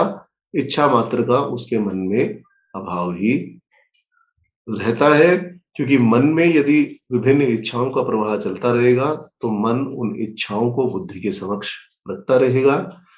बुद्धि उन्हें प्राप्त करने का प्रयत्न करती रहेगी और तब बुद्धि स्थिर नहीं रह सकती। मन के लाए हुए इच्छा के विषयीभूत अर्थों पर उसे भी कुछ विचार पूर्वक निश्चय करना ही पड़ेगा। इसलिए स्थिर बुद्धि होने के लिए भगवान पहले मन की शुद्धि को ही आवश्यक बताते हैं कि पहले मन को सब कामनाओं अर्थात इच्छाओं से रहित बना लो। तब जब मन बुद्धि के सामने कोई विषय अथवा उनकी इच्छाओं को रखेगा ही नहीं, तब बुद्धि के स्थिर होने में विलंब नहीं रहेगा, क्योंकि बुद्धि मन के द्वारा ही विषयों का ग्रहण करती है, वह स्वयं विषयों पर नहीं जा सकती। तब यहाँ प्रश्न यह होगा कि इच्छाओं का त्याग किस प्रकार हो, क्योंकि मन का तो स्वभाव ही है इच्छाएं करना, मुझे ये चाहिए, मुझे वह चाहिए, अपने स्वभाव से वह किसी का पीछा नहीं छोड़ सकता। तब मन से ही मन का स्वभाव कैसे छूट सकता है, वह तो बराबर इच्छाएं करता ही रहेगा। और जब मन बराबर इच्छाएं करता रहेगा तब स्थित प्रज्ञता कैसे प्राप्त होगी, स्थिर बुद्धि कैसे प्राप्त होगी, इसका उत्तर भगवान आत्ममेव आत्मन तुष्ट इस वाक्य से देते हैं। इसका तात्पर्य यह है कि तुष्टि अर्थात प्रसन्नता प्राप्त हो जाने पर इच्छाओं की निवृत्ति हो जाएगी। अब यदि मान लीजिए आपने भरपेट भोजन कर लिया है, तब आपकी भोजन में आसक्ति नहीं रहती, परंतु यदि आपने भोजन न किया हो तब आपको अतृप्तता के कारण सभी प्रकार के भोजनों में रुचि रहती है। यह भी उसी प्रकार है कि जब परमात्मा में ही आनंद की प्राप्ति होना मन में प्राप्त हो गया और मन को समझ आ गया कि इन सभी विषयी सुखों में, इंद्रिय सुखों में एक प्रकार से सुख नहीं है, दुख ही है, तब उसकी वह इच्छा निवृत्त हो ही जाएगी। यदि एक मनुष्य शर्करा का सेवन शक्कर का सेवन अत्यधिक करे तो मधुमेह की बीमारी होने का संदेह रहता ही है। और जब उस मनुष्य को पता चल जाता है कि मुझे मधुमेह हो गया है, तब वह इन सब मीठे पदार्थों को खाने से जिसमें या पीने से जिसमें उसकी रुचि थी, थोड़ा अपने मन को संयम में रखता है, क्योंकि यदि वह खाता रहेगा तो उसके अनेकों भीषण परिणाम हो सकते हैं, वह जानता है। इसी प्रकार जब इच्छा निवृत्त हो गई किसी भी इष्ट वस्तु को प्राप्त करने की, तब संतोष हृदय में जागृत होगा ही, और तब समाधिस्थ पुरुष प्रसन्नता और संतोष जब वह प्राप्त कर लेगा तो उसे कोई इच्छा अन्य नहीं होगी। मन के लिए भी आप देखें कई जगह आत्म शब्द का व्यवहारिक भाषा में प्रयोग देखा जाता है। ऐसा यदि हम शब्द अर्थ करें तो भी यही तात्पर्य निकलेगा कि जो पुरुष अपने मन में आत्मानंद का अनुभव कर लेता है और उसी से संतुष्ट हो जाता है, संतोष की प्राप्ति कर लेता है, वही स्थित प्रज्ञ है। आत्मानंद का आभास केवल मन में ही हो सकता है और उसी से अज्ञान भी दूर हो सकता है। परंतु आगे चलकर वह एक अखंड वृत्ति बन जाता है और अंत में आत्मा में ही लीन हो जाता है। और परमात्मा का मन से ध्यान करता हुआ जो मनुष्य अन्य सभी कामनाओं अथवा विषयों को छोड़ देता है, वही स्थिर बुद्धि है। परमात्मा के ध्यान में भक्त लोगों को जिस आनंद का अनुभव होता है, वह आनंद सबसे ऊंची श्रेणी का है। उसे प्राप्त कर लेने पर फिर विषय जनित आनंद की अभिलाषा नहीं होगी। और इस प्रकार जब नित्य आनंद में आत्मा को भूलकर जीव अनित्य विषय की सुख खोज में रहेगा, तभी उसके मन में अनेक प्रकार की वैश्विक इच्छाएं उत्पन्न होती रहेंगी। परंतु अपनी प्रज्ञा को आत्मा में ठहराकर जब योगी उस आत्मा के नित्य अथवा असीम आनंद का उपभोग करने लगता है, तब योगी की क्षण भंगुर विषयों में सुख चाहने का प्रयोजन नहीं रहता और उसके और अपने ही आप उस योगी के मन की समस्त कामनाएं नष्ट हो जाती हैं। बाहरी सुख से निरपेक्ष होकर वह आत्मा में ही परम संतुष्ट रहता है। यही स्थित प्रज्ञ का प्रथम लक्षण है। अभी आप यहाँ प्रश्न पूछेंगे कि ये ज्ञान तो बहुत अच्छा है, परंतु व्यवहारिक रूप में हम इसे किस प्रकार अपने जीवन में उतार सकते हैं। तो जब भी कभी आपको किसी वस्तु की इच्छा हो, तब आप अपने मन में, एक श्लोक है, सहसा विधित न क्रियाम विवेका परमा पदाम पदम, कि आप सहसा आवेश में आकर कोई भी कार्य मत कीजिए। पहले अपने हृदय में अपनी बुद्धि के द्वारा पूर्ण रूप से विचार कीजिए कि यह वस्तु मुझे चाहिए अथवा नहीं चाहिए, क्योंकि आशाएं और इच्छाएं तो असीम है। यदि हम आशा और इच्छा के पीछे ही भागते रहेंगे, तब कभी भी हम संतोष का अनुभव नहीं कर पाएंगे। साइकिल के बाद स्कूटर चाहिए, स्कूटर के बाद कार चाहिए, कार में भी अच्छी कार चाहिए, उसके बाद हवाई जहाज चाहिए, पता नहीं क्या क्या चाहिए। तो इस प्रकार इच्छाओं का तो कोई अंत नहीं है, परंतु जो हमारे उपयोग में आए, जो हमारे जीवन को सरल करने में आवश्यक हो, उसका ही आप एक प्रकार से उपभोग कीजिए अथवा उसी की इच्छा अपने मन में कीजिए। आप देखेंगे कि यदि आप विचार पूर्वक आवेश में आकर कोई चीज न खरीदें और आप विचार पूर्वक थोड़ा सा अपना बुद्धि को लगाएं और बुद्धि के द्वारा एक पूर्ण रूप से निश्चय लें, तो एक आध दिन के बाद आप इस निश्चय में पहुंचेंगे, जब आपका वह आवेश खत्म हो जाएगा कि मुझे इस वस्तु की आवश्यकता नहीं है, इसको खरीदने का कोई भी औचित्य नहीं है। तो कोई भी इस प्रकार की यदि आपके हृदय में वृत्ति उत्पन्न हो कि मुझे यह चीज चाहिए, वह चीज चाहिए, यह लेना है, वह लेना है, तो इस श्लोक का स्मरण कीजिए कि सहसा विधित न क्रियाम, क्रिया को सहसा मत कीजिए, आवेश में आकर मत कीजिए। विवेका परमा पदाम पदम, अपने हर पद पर विवेक का उपयोग कीजिए और विवेक का उपयोग करने के पश्चात आप यह निश्चित कीजिए कि मुझे यह चाहिए या नहीं चाहिए। आपकी कामनाएं धीरे धीरे अपने आप ही नष्ट हो जाएंगी और आपके पास जो है आप उसी में संतुष्ट रहेंगे। संतोष प्राप्त करना ही मनुष्य का मुख्य लक्ष्य होना चाहिए। शारीरिक सुखों, मानसिक सुखों को प्राप्त करना, विषयी सुखों को प्राप्त करना मनुष्य का लक्ष्य नहीं होना चाहिए। और यही यहाँ भगवान कह रहे हैं कि एक बार जब मन के विषयों की प्रवृत्ति को आत्मा में लीन कर दिया जाएगा, तब आत्मा में ही परमात्मा की वृत्ति का उदय होकर योगी परम संतुष्ट होगा। और यही स्थित प्रज्ञ का, स्थिर बुद्धि वाले मनुष्य का प्रथम लक्षण है।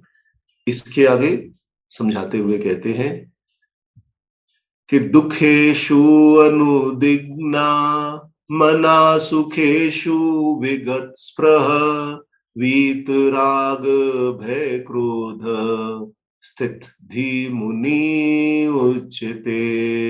वीतराग भय क्रोध स्थित धी मुनिरुच्यते, कि दुखों की प्राप्ति होने पर जिसके मन में आवेश नहीं होता और सुखों की प्राप्ति में सर्वथा कामना से रहित रहता है, तथा जिसके भय, राग, क्रोध नष्ट हो गए हैं, ऐसे मुनि को स्थिर बुद्धि कहना चाहिए। और दूसरा प्रश्न जो अर्जुन ने पूछा था कि स्थित प्रज्ञ क्या बोलता है, वह किस तरह रहता है, कैसे चलता है, उन प्रश्नों का उत्तर देते हुए भगवान श्री कृष्ण कहते हैं कि शरीर के रहते हुए रोग आदि इत्यादि के द्वारा स्थूल दुख, सगे संबंधियों की मृत्यु आदि जन्य मानसिक सुख, अतिवृष्टि, अनावृष्टि, वज्रपात के द्वारा दैव सुख आया ही करते हैं। जब तक आत्मा का शरीर के साथ अभिमानिक संबंध रहता है, तब तक उनमें फंसा हुआ जीव उन दुखों में व्याकुल हो जाता है, किंतु शरीर के साथ अभिमान को त्यागे हुए आत्मरत पुरुष इन दुखों को पूर्व जन्मों के कर्म से प्राप्त शरीर का भोग मात्र समझकर इसमें अधीर नहीं होते। अर्थात इस प्रकार के जितने भी पृथ्वी पर रहने के कारण दुख अथवा सुख प्राप्त होते हैं, उसमें स्थित प्रज्ञ मनुष्य अपनी धीरता नहीं छोड़ते, वह उसमें एक प्रकार से धीर बने ही रहते हैं। इसी प्रकार आत्मा के आनंद में मग्न रहने के कारण ऐसे पुरुष की विषयी जीव की तरह वैश्विक सुखों में भी आसक्ति नहीं होती, वह सदा वीतराग ही रहते हैं। कामना की तृप्ति न होने के कारण ही मनुष्य को क्रोध उत्पन्न होता है, यह हम देख चुके हैं। यह भगवान पहले ही कह चुके हैं कि क्रोधा भवति समोहा, समोह स्मृति विभ्रमा। ये आगे अभी हम देखेंगे, ये हम अभी वहां तक पहुंचे नहीं है। द्वितीय अध्याय में भी अभी भगवान आगे कहेंगे कि क्रोधा भवति समोह, समोह स्मृति विभ्रमा। तो यहाँ केवल यही है कि कामना की तृप्ति न होने के कारण ही मनुष्य को क्रोध प्राप्त होता है। ऐसे मनुष्य को जब कामना ही नहीं है तब क्रोध भी नहीं हो सकता। जब तक देह के साथ अभिमान है, शरीर के साथ अभिमान है, तभी उस पर विपत्ति की आशंका से जीव को भय आदि भी उत्पन्न होता है। इसलिए जिसे देहाभिमान नहीं है उसे भय भी नहीं हो सकता। इसी तरह से स्थित प्रज्ञ मुनि आसक्ति, भय तथा क्रोध से शून्य होते हैं। यही स्थित प्रज्ञ का दूसरा लक्षण है। अब हम एक प्रकार से देखें तो सुख, दुख, भय, राग, क्रोध आदि भी मन के ही एक प्रकार की वृत्तियां हैं, उन्हीं के वृत्ति विशेष है। इनका भी ज्ञान दूसरे पुरुष को होना संभव नहीं है, परंतु फिर भी ऐसी वृत्तियां यदि मन में उत्पन्न होती हैं तो उसके बाह्य लक्षण भी अवश्य ही प्रकट होते हैं, जिनसे दूसरे मनुष्य उसकी स्थित प्रकृति का अनुमान कर सकते हैं।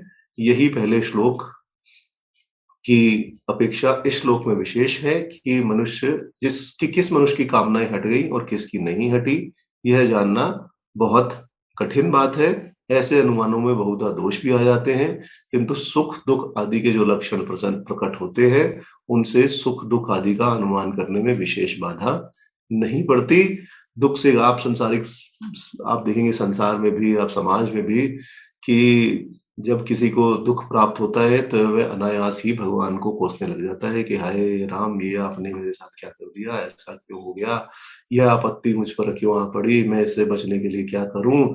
इस प्रकार के वचन आप सुनेंगे। परंतु जब उसे सुख प्राप्त होता है तब वह भगवान को धन्यवाद नहीं देता, केवल दोष ही देता है, धन्यवाद नहीं देता। जब उसे नौकरी में, आप कह सकते हैं कि यदि उसे सफलता मिले, उसे किसी अपने व्यापार में सफलता मिले, कहीं उसको अत्यधिक धन प्राप्त हो, तब वह ऊपर हाथ उठाकर भगवान को नमस्कार भी नहीं करता और ये भी नहीं कहता कि भगवान आपका धन्यवाद है, आप ही के कारण मुझे इस सुख की प्राप्ति हुई है।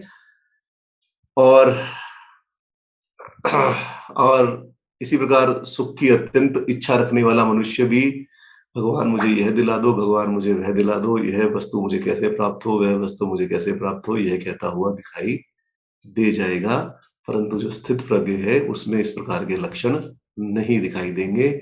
आप उसको यदि दुख की प्राप्ति होगी तो वह हरि भजन करेगा, और सुख की प्राप्ति होगी तब भी वह अपना समय हरि भजन में ही बिताएगा कि यह केवल भगवान के कारण ही मुझे सुख दुख की प्राप्ति हुई है। इस प्रकार भय क्रोध आदि के लक्षण, उसके बोलने की चेष्टा, इन सब से प्रतीत हो जाएंगे। और यह है भारी लक्षण जिनमें सर्वथा प्रकट ना हो, उन्हें ही स्थिर बुद्धि समझना चाहिए।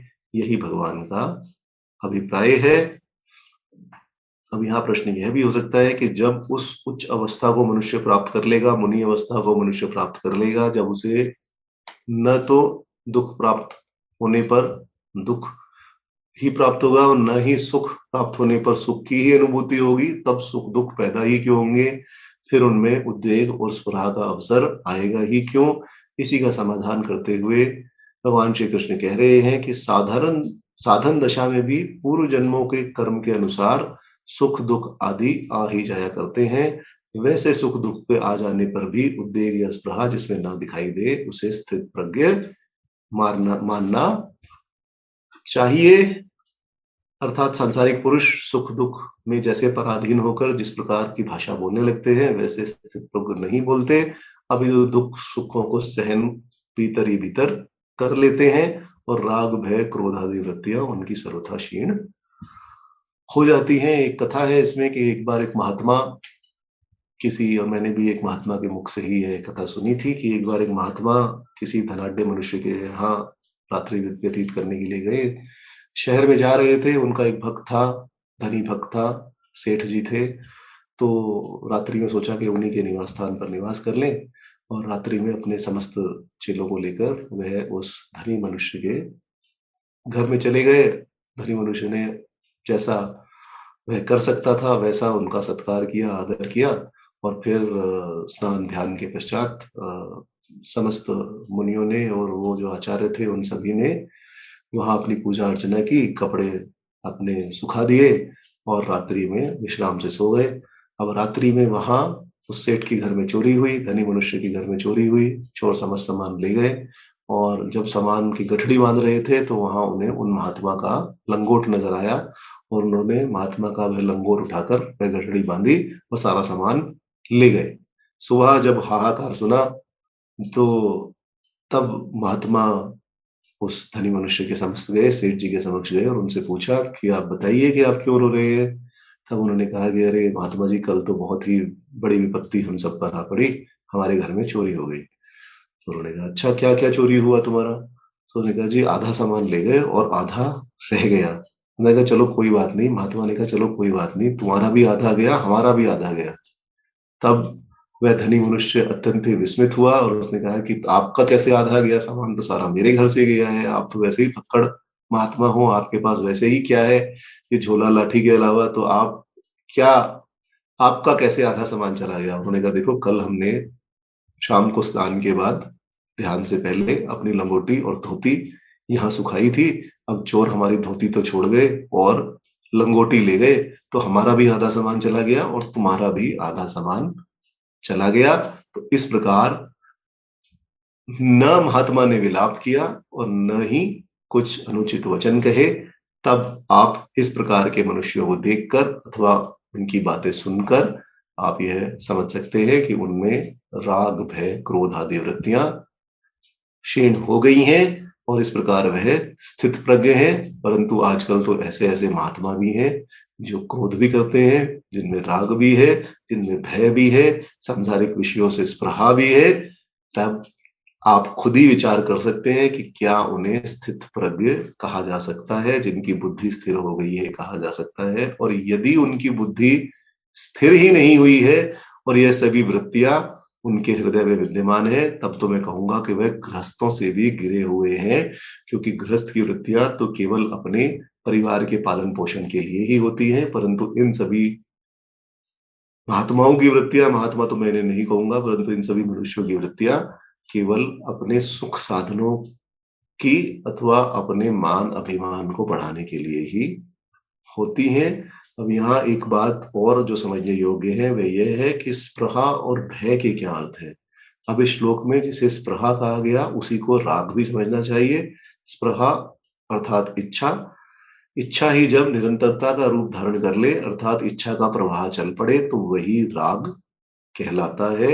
एक के बाद दूसरी इच्छा, दूसरे के बाद तीसरी इच्छा, जैसा कि मैंने आपको कल बताया था कि 100 के बाद हजार, हजार के बाद लाख, लाख के बाद करोड़, करोड़ के बाद राजा, राजा के बाद इंद्रत्व, इंद्रत्व के बाद देवत्व, देवत्व के बाद विष्णुत्व।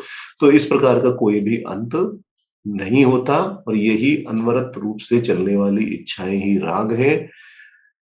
और इसी प्रकार अचानक कोई नया रूप या नई घटना सामने आ जाने पर जो चित्त विचलित हो जाता है उसी वृत्ति का नाम भय है। भय का शब्दार्थ चलन ही है। चित्त का एकदम डामाडोल हो जाना, उसका चल पड़ना ही चलन है। और जिस वस्तु का सांसारिक लोक में भी आप देखेंगे कि जिस वस्तु को देखने का अभ्यास हमें नहीं है और हमें नहीं पता उससे हमें लाभ होगा अथवा हानि होगी, तो वह वस्तु अचानक सामने आने पर चित्त चंचल हो जाता है और भय का उद्वेग मन में हो पड़ता है। अब भय के संबंध में एक विवाद यह भी चलता है कि भय ज्ञान से होता है अथवा अज्ञान से। जो मनुष्य किसी विशिष्ट का नियम आदि न जानता हो, वहां जाने में तो यदि आपको कल संसद भेज दिया जाए, संसद में आपको नहीं पता है कि किस प्रकार का व्यवहार करना है, किस प्रकार का नियम है, किस प्रकार के आचरण वहां किए जाते हैं, तब वहां जाने से उसको भय, आपको भय होगा ही, हमें भी भय होगा। परंतु जो मनुष्य उस स्थान के, संसद के नियमों इत्यादियों को जानता है, बराबर जाकर वहां काम करता है, उसे कोई भी भय वहां जाने में नहीं होता।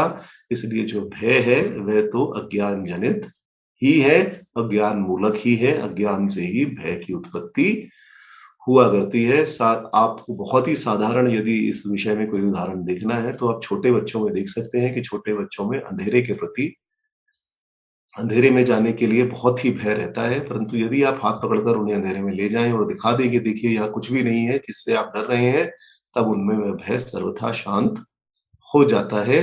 तो भय का कारण केवल अज्ञान मूलक ही है, अज्ञान जनित ही है।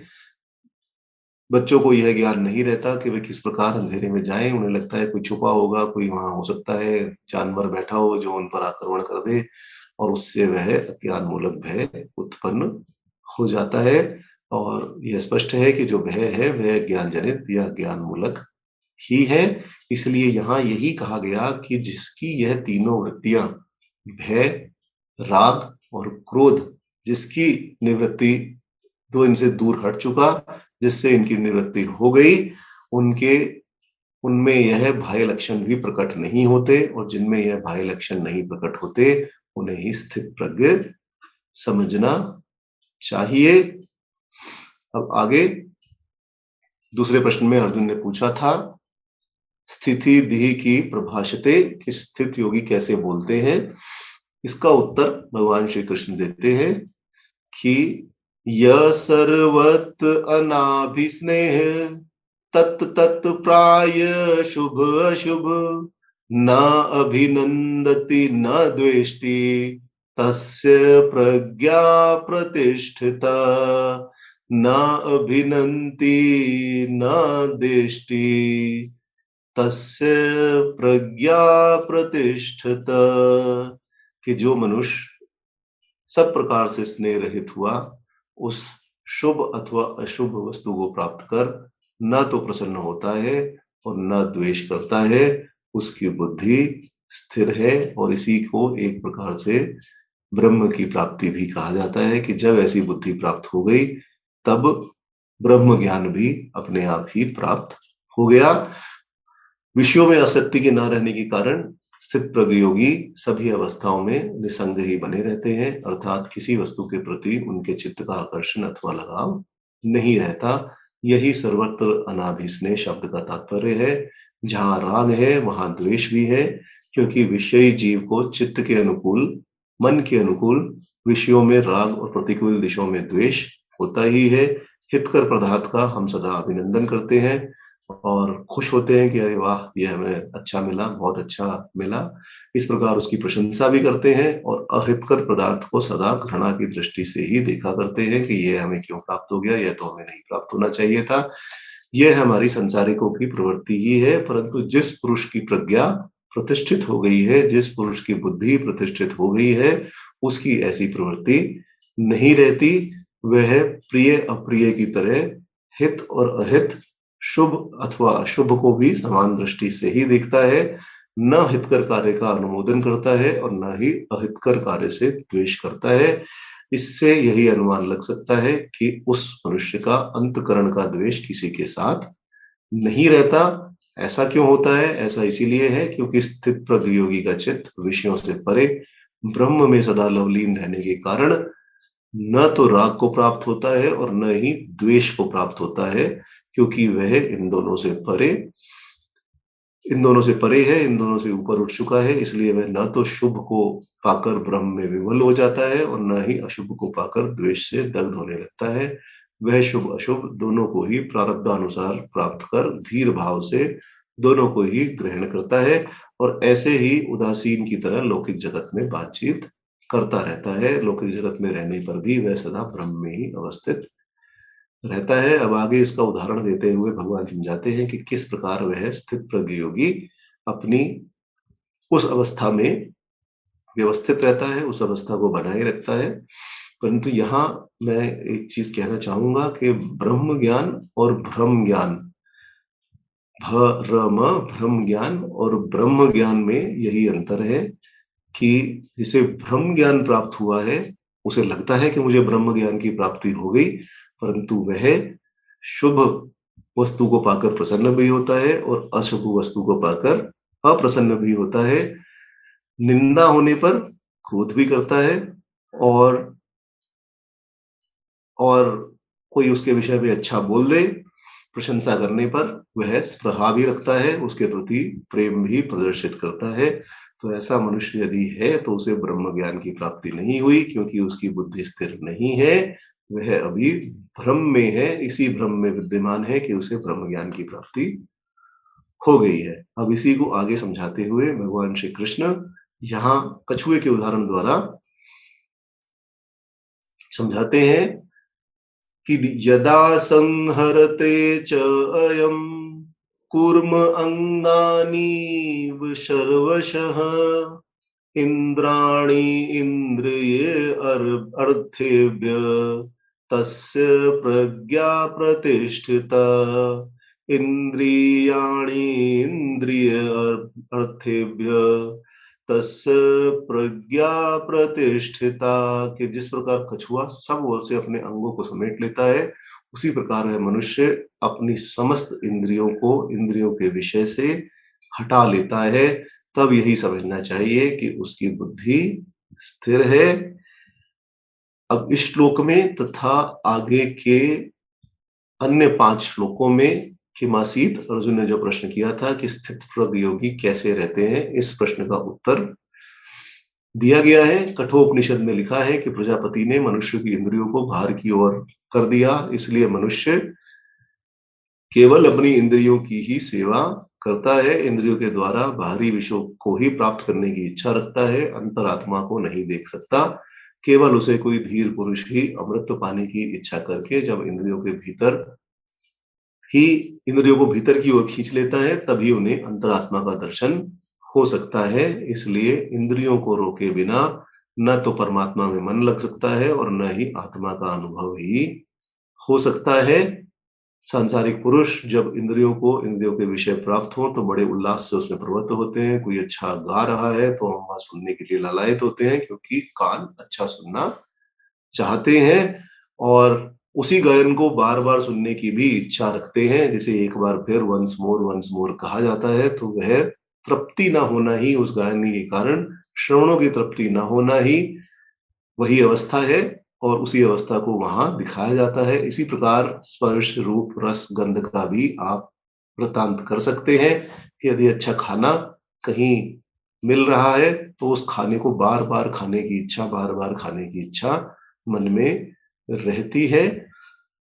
परंतु जिस स्थित प्रज्ञ का यहाँ वर्णन किया जा रहा है, वह पुरुष ऐसे अवसर आने पर अपनी इंद्रियों को उन विषयों में नहीं जाने देता, और यदि इन विषयों में इंद्रियां चली भी गई तब उनको तुरंत ही समेट लेता है, उन विषयों से हटा लेता है, क्योंकि इंद्रियों की विषयामुख प्रवृत्ति हो जाने पर भी इंद्रियों के साथ मन भी वहीं लग जाएगा और फिर बुद्धि की स्थिरता नष्ट होकर चंचलता के रूप में परिवर्तित हो जाएगी।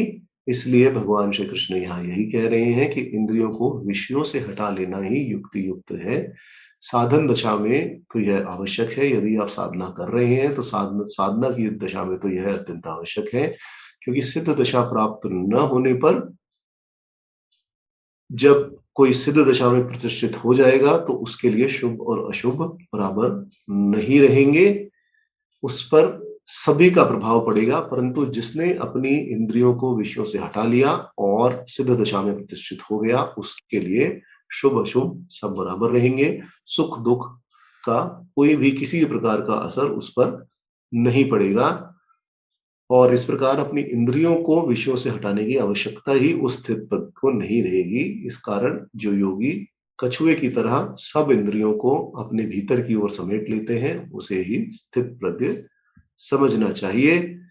आगे भगवान श्री कृष्ण कहते हैं, विषया विनिर्वर्तन्ते निराहारस्य देहिना रजवर्जं रसोऽपि अस्य परम दृष्टा निर्वर्तते रस्य वर्जं रसपि अस्य परम दृष्टा निवर्तते। यहाँ कह रहे हैं कि इंद्रियों द्वारा विषयों को ग्रहण न करने वाले मूर्ख मनुष्य के विषय तो मुक्त हो जाते हैं, परंतु उनमें रहने वाली आसक्ति मुक्त नहीं होती। इस स्थित प्रज्ञ पुरुष की तो आसक्ति भी परमात्मा का साक्षात्कार करके मुक्त हो जाती है। अब कहने का जो विषय है वह यही है कि केवल इंद्रियों को रोकने मात्र से विषयों का संपूर्ण रूप से नाश नहीं होता। अब यदि कोई मनुष्य जिसे भोजन अत्यंत रुचिकर लगता है, उसे भोजन अत्यंत प्रिय है और वह निराहार रहे अर्थात भोजन न करे, तो उसके विषय तो एक प्रकार से निवृत्त हो जाएंगे कि भोजन में उसकी आसक्ति उस समय नहीं रहेगी, परंतु उनके विषयों में जो उसका अनुराग है, जो प्रेम है खाना खाने में, वह निवृत्त नहीं होगा।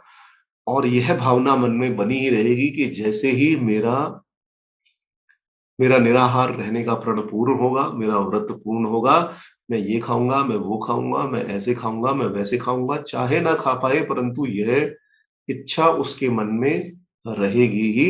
इसलिए उसकी भावनाएं नहीं हटेंगी, भावनाएं वहीं लगी रहेंगी और भावनाएं केवल परतत्व को देखकर ही निवृत्त होंगी। इसलिए पहले परमात्मा तत्व के विचार में ही मन को लगाना चाहिए। अब मनुष्य यदि जैसा कि मैंने आपको उदाहरण दिया कि यदि मनुष्य उपवास करे, बीमार हो जाए, विषयों से दूर रहे, संग्रह का अत्यधिक मौका ही ना मिले, तो विषय रुक सकता है। और सभी महात्माओं ने यहाँ निराहार शब्द का जो अर्थ किया है वह यही है कि विषयों का संग्रह नहीं करना चाहिए, अर्थात श्रोत्र इंद्रिय, सुनने की इंद्रिय का शब्द न ग्रहण करना ही निराहार हुआ। इसी तरह स्पर्श इंद्रिय का स्पर्श न करना ही निराहार हुआ। परंतु निराहार शब्द का मुख्य अर्थ तो भोजन न करना ही माना जाता है और इसीलिए उस अर्थ को भी यहाँ हम ले सकते हैं। दोनों अर्थों में यदि हम इस श्लोक का विवेचन करें तो हम यह समझ सकते हैं कि यदि एक विषय को ग्रहण न किया जाए तो उस विषय से प्रवृत्ति तो हट सकती है, परंतु उस विषय में अनुराग अवश्य ही बना रहता है, उस विषय में प्रेम अवश्य ही बना रहता है और वह अनुराग केवल परमात्मा तत्व की दर्शन होने पर ही निवृत्त होगा। यही कारण है कि पूजा आदि से पहले उपवास करने की विधि भी शास्त्रों में बताई गई है। और वह बताने का कारण क्या है? बताने का कारण यही है कि अन्न के द्वारा इंद्रियों में तेजी आती है। जिस प्रकार का भोजन हम खाते हैं उससे हमारे विषयों में फंसने की संभावना भी अधिक रहती है। इसलिए जब निराहार पुरुष की इंद्रियां शिथिल हो गई और वह निरंतर भगवत चिंतन में ही अपना समय व्यतीत कर रहा है, तब उसे उस फल की प्राप्ति अवश्य ही होगी। आप भी सांसारिक लोक में ऐसे मनुष्यों को देखेंगे जिन्होंने उपवास तो रख लिया, परंतु उनकी जो उनकी दृष्टि है वह हमेशा घड़ी की ओर ही रहती है, कब रात के 12 बजे कब मैं खाना खाऊं। वह उपवास सनातन धर्म की दृष्टि से उचित नहीं है, क्योंकि सनातन धर्म में जो उपवास है अथवा निराहार रहने का व्रत है वह ब्रह्म मुहूर्त से ब्रह्म मुहूर्त तक चलता है। सुबह आप कह सकते हैं कि सूर्य दर्शन से सूर्य दर्शन तक, अथवा 4:30 बजे से या 4 बजे से जब रात्रि का आखिरी प्रहर चल रहा हो उसे ही ब्रह्म मुहूर्त कहा जाता है। तो रात्रि के आखिरी प्रहर से रात्रि के अंतिम प्रहर तक यह व्रत चलता है। तो आज यदि मैंने व्रत रखा तो वह व्रत मेरे प्रातः काल से प्रारंभ होकर अगले दिन के प्रातः काल तक रहेगा। प्रातः काल पूजा अर्चन के पश्चात ही कुछ जलपान अथवा कुछ अन्न ग्रहण किया जा सकता है, उससे पहले ग्रहण नहीं किया जा सकता। तो जो ये 12 बजे वाला कॉन्सेप्ट है ये सनातन धर्म में नहीं है। अब यदि हम धर्मशास्त्रों की ओर देखें तो 2 प्रकार के उपवासों का वर्णन वहाँ किया जाता है। पहले वहाँ जहाँ किसी नियत समय पर हमें पूजा करनी हो, उससे पहले भोजन नहीं करना, जैसे जन्माष्टमी, शिवरात्रि को मध्य रात्रि में भगवान शिव का अथवा भगवान कृष्ण का पूजन करना आवश्यक है। हम मध्य रात्रि से पहले पूजा करने के पश्चात ही अन्न ग्रहण करते हैं, प्रसाद चढ़ाकर ही अन्न ग्रहण किया जाता है। दूसरा, जो एकादशी इत्यादि का जो उपवास है, व्रत है, वहाँ वह उपवास ही प्रधान है, कोई अन्य पूजन प्रधान रूप से नहीं है। दोनों स्थानों में भोजन न करने का अभिप्राय यही है कि भोजन करने से मन में एक प्रकार की स्फूर्ति आ जाती है और स्फूर्ति आने के पश्चात वह अनेक प्रकार के विषयों में लगने लगता है।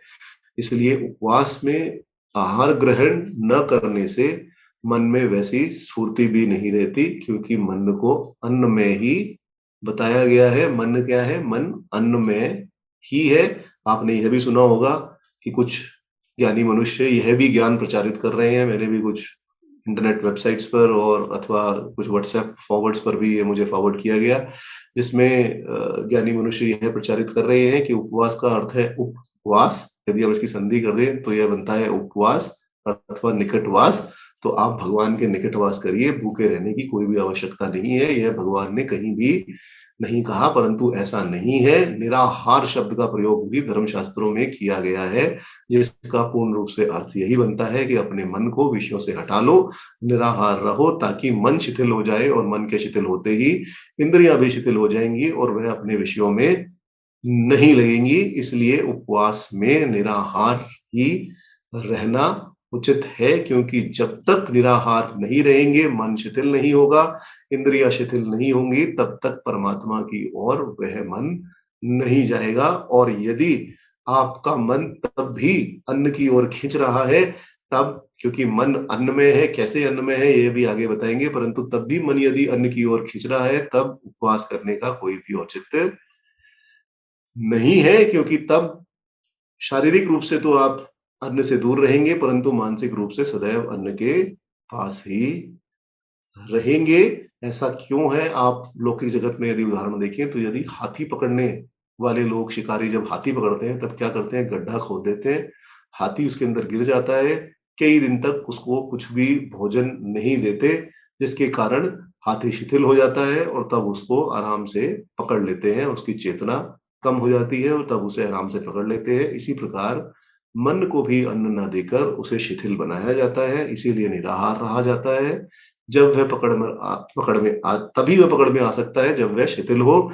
यदि वह शिथिल नहीं है, तब आप मन को नहीं पकड़ सकते। और यही कारण है कि उपवासों में निराहार रहने की इतनी महत्ता बताई जाती है। आपका प्रश्न ये होगा कि आप कह तो रहे हैं कि मन अन्न में है, पर मन अन्न में किस प्रकार है? तो इस विषय में छांदोग्य उपनिषद में एक रोचक कथा है, जिसमें उद्दालक ऋषि अपने पुत्र श्वेतकेतु को शिक्षा देते हुए समझाते हैं कि अन्नमयम ही सौम्यमन, आपोमयो ही प्राण, तेजोमयी ही वाक।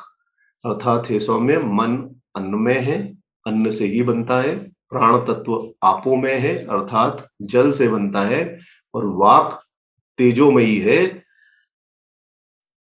अब आप समझ सकते हैं कि प्राण तत्व, जल तत्व, क्योंकि जल से ही परमात्मा ने सृष्टि की रचना प्रारंभ की, इसलिए प्राण जो है वह आपो में है, वह वाक तेजो में है। आप देखेंगे एक मनुष्य बहुत ही शिथिल होगा, बीमार होगा, तब भी उसके वाणी में, उसकी भाषा में उसी प्रकार का तेज बना रहेगा। जब वह बोलना प्रारंभ करेगा तो आपको लगेगा भी नहीं कि वह किस शारीरिक दुर्बलता से पीड़ित है अथवा किस प्रकार उसका शरीर पीड़ित है, क्योंकि जो वाणी है वह तेजोमयी है। यदि मन के अंदर, प्राण के अंदर तेज का संचार हुआ है, तब उसकी वाणी तेजोमयी ही रहेगी। और इसी प्रकार अन्न अन्नमय है, अन्नमयम ही सौम्यमन। तब इस पर श्वेत केतु को यह संदेह होता है कि मन तो अत्यंत सूक्ष्म है। पिताजी, आपने थोड़े समय पश्चात तो कहा था कि मन अत्यंत सूक्ष्म है, तो वह जब सूक्ष्म है तब वह स्थूल अन्न से कैसे बनेगा? तब उद्दालक ऋषि ने उसे शिक्षा दी कि अन्न में शिते त्रिधा विधेयते, अर्थात जो हम अन्न खाते हैं वह 3 भागों में विभक्त हो जाता है।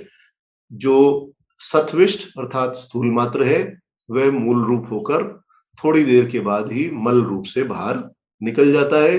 दूसरा भाग जो इसकी अपेक्षा सूक्ष्म है वह शरीर के बनाने में लगता है, अर्थात जिसका वर्णन आयुर्वेद में यदि हम देखें तो विशेष रूप से किया गया है कि अन्न से पहले रस बनता है, रस से रुधिर, रुधिर से मांस, मांस से मेदा और मेदा से अस्थि और उससे मज्जा, बहुत ही कठोर भाग, और उसके आगे शुक्र बनता है जो संतान उत्पादन का कार्य करता है। अब तीसरे भाग में जो अन्न रहा वह मन को तृप्त करता है, जो सूक्ष्म अन्न रूप है वह मन को तृप्त करता है, अर्थात उसे बढ़ाता है। इतना जानकर भी श्वेत केतु के मन में यही संदेह रहा कि स्थूल अन्न का सूक्ष्म अन्न से संबंध कैसे हो सकता है। ऐसे प्रश्न आप अभी भी सुनते होंगे कि ऐसा नहीं हो सकता, बकवास कर रहे हो, ये सब झूठ है, ऐसा नहीं होता। परंतु अब आप उदाहरण द्वारा समझा सकते हैं या फिर उन्हें दृष्टांत दिखाकर समझा सकते हैं, साक्षात दिखाकर समझा सकते हैं कि ऐसा ही होता है। तो उद्दालक ऋषि ने यही शिक्षा देने की इच्छा की और श्वेत केतु से कहा कि अच्छा अब और पूछा कि तुम अभी अध्ययन कर रहे हो, तुम्हारा भोजन हो गया? तो श्वेत केतु ने कहा कि नहीं पिताजी, अभी तो अध्ययन चल रहा है, इसके बाद भोजन की व्यवस्था होगी, अभी तो भोजन नहीं हुआ। तब उद्दालक ऋषि ने आज्ञा दी कि अच्छा एक काम करना, आज भोजन मत करना। अब पिता की आज्ञा थी। सतयुग का समय था अथवा त्रेता युग का समय था, कलयुग का समय नहीं था। कलयुग का समय होता तो पुत्र जाकर बाजार से कुछ समोसा पकोड़ा कुछ इस प्रकार की चीज खा लेता, परंतु वह युग ऐसा था कि पिता की आज्ञा ही सर्वोच्च मानी जाती थी। तो पिता की आज्ञा तो आज्ञा है, दूसरे आचार्य भी है, आचार्य की आज्ञा भी है और पिता की आज्ञा भी है। अब क्या करे? अब यहाँ श्वेत केतु को क्यों कहने का अवसर तो था नहीं कि क्यों ना करूं, मैं तो करूंगा, ऐसा तो कह नहीं सकते थे। तो उन्होंने, श्वेत केतु ने उस दिन आहार ग्रहण नहीं किया। दूसरे दिन जब नियत समय पर श्वेत केतु अध्ययन के लिए आए तब उद्दालक ऋषि ने पुनः यही कहा कि आज भी उपवास ही करना है, आज भी निराहार रहना है, आज भी किसी प्रकार का आहार ग्रहण नहीं करना। इस प्रकार रोज श्वेत केतु आते और प्रतिदिन उद्दालक ऋषि उन्हें निराहार रहने के लिए ही कह देते। इस प्रकार 16 दिन बीत गए, 16 दिन तक उपवास कराया। 16वें दिन जब श्वेत केतु आए तो उद्दालक ऋषि ने कहा कि कहो बेटा, किसी ऋग्वेद की ऋचा अथवा सामवेद का गान सुनाओ, आज हमारी इच्छा तुम्हारे मुख से ऋग्वेद की ऋचा अथवा सामवेद का ज्ञान सुनने की है। इस पर श्वेत केतु बोले कि पिताजी, कुछ भी मुझे स्मरण नहीं है, आपने जो भी पढ़ाया उस सब का विस्मरण मुझे हो रहा है। आंख के आगे मुझे केवल अंधेरा ही दिखाई देता है और मैं कोई भी शारीरिक क्रिया करने में असमर्थ हूँ, वाणी से मैं शब्द बोल नहीं पा रहा। तो मैं आपकी आज्ञा का पालन आज नहीं कर पाऊंगा। मैं ना तो आपको ऋग्वेद की ऋचा सुना सकता हूँ, न ही सामवेद का कोई गान सुना सकता हूँ। तब उद्दालक ऋषि ने हंसकर कहा कि जाओ, जाकर कुछ दुग्ध आदि का पान कर आओ, अपने शरीर को पुष्ट बनाओ और पुष्ट बनाने के पश्चात फिर मेरे पास आना। तब पिताजी की आज्ञा पाकर श्वेत केतु गए, दुग्ध आदि का पान किया, भोजन किया और तब उन्होंने, उद्दालक ऋषि ने पुनः श्वेत केतु से पूछा कि बताओ, कुछ रचा या साम सुनाओ मुझे। तो श्वेत केतु बोले कि मुझे सब याद है, आप बताइए, आपने मुझे सब पढ़ाया है, जहां से कहे वहीं से मैं बोलना प्रारंभ करूं। तब उद्दालक ने समझाया कि देखो, स्मृति तो मन का धर्म है और अन्न न खाने से तुम्हारा शरीर दुर्बल हो गया, मन पर इतना प्रभाव पड़ा कि तुम्हें कुछ भी याद नहीं रहा। तो यही दृष्टांत है, तुम्हारे सामने है कि मन ही अन्न में होता है। अन्न न खाने से उसकी भी स्मृति आदि वृत्तियां शिथिल अथवा नष्ट हो जाती हैं। तब श्वेत केतु को समझ आ गया कि मन अन्न में ही है और जो ज्ञान हमारे शास्त्रों में दिया गया है वह सभी ज्ञान पूर्ण रूप से सत्य है। इस प्रकार यह स्पष्ट है कि मन अन्न में ही है। इसलिए साधारणतः विचार उपवास में यही है कि मन को शिथिल रखने के लिए ही निराहार रहा जाए। जब खाने को ही नहीं मिलेगा तब मन की वृत्तियां शिथिल होगी और जब मन की वृत्तियां शिथिल होगी तो विषयों से मन अपने आप ही हट जाएगा। जब विषयों से मन हटेगा तभी परमात्मा का चिंतन संभव हो पाएगा और परमात्मा तत्व की ओर मुड़ा जा सकेगा। यही उपवास में निराहार रहने का कारण है और कोई अन्य कारण नहीं है। इस प्रकार बीमारी की अवस्था में भी इंद्रियां शिथिल हो जाती हैं और विषयों के पास से हट जाने पर आकर्षण का मौका नहीं मिलता। अतः इन उपायों से मूर्ख व्यक्तियों का भी विषय रुक सकता है, परंतु ऐसा विषय रुकना, बीमारी की अवस्था में यदि विषय रुक भी गए तो वह स्थायी नहीं है, क्योंकि उसका संस्कार नष्ट नहीं होता। यह केवल एक प्रकार के दबाव के कारण ही विषयों को रोकना होता है, इसका फल स्थायी नहीं होता। यही कारण है कि योग शास्त्र में निराहार के बदले युक्त आहार होने का ही उपदेश दिया गया है कि वह खाओ जिससे तुम्हारा मन सबल हो सके, जिससे तुम्हारा मन निर्बल हो। उस आहार को ग्रहण मत करो जो प्याज अथवा लहसुन आदि तामसिक फल सब्जियों को न खाने का भी कारण यही है कि उनसे मन की वृत्ति विषयों में अधिक बढ़ती है और मन को संयमित नहीं रखा जा सकता। और यही कारण है कि सनातन धर्म शास्त्रों में कहा गया है कि सात्विक भोजन में प्याज अथवा लहसुन का उपयोग नहीं करना चाहिए। कुछ लोग यह प्रश्न उठाते हैं कि क्यों नहीं करना चाहिए, क्या है, कुछ एक तो नाम मैं उनका भूल गया, परंतु एक सज्जन है जो अंग्रेजी में बहुत अच्छा व्याख्या देते हैं। वो एक बार प्याज काट कर दिखा रहे थे कि देखो, प्याज को आधा काटा तो ये बन गया चक्र और सीधा काटा तो ये बन गया शंख।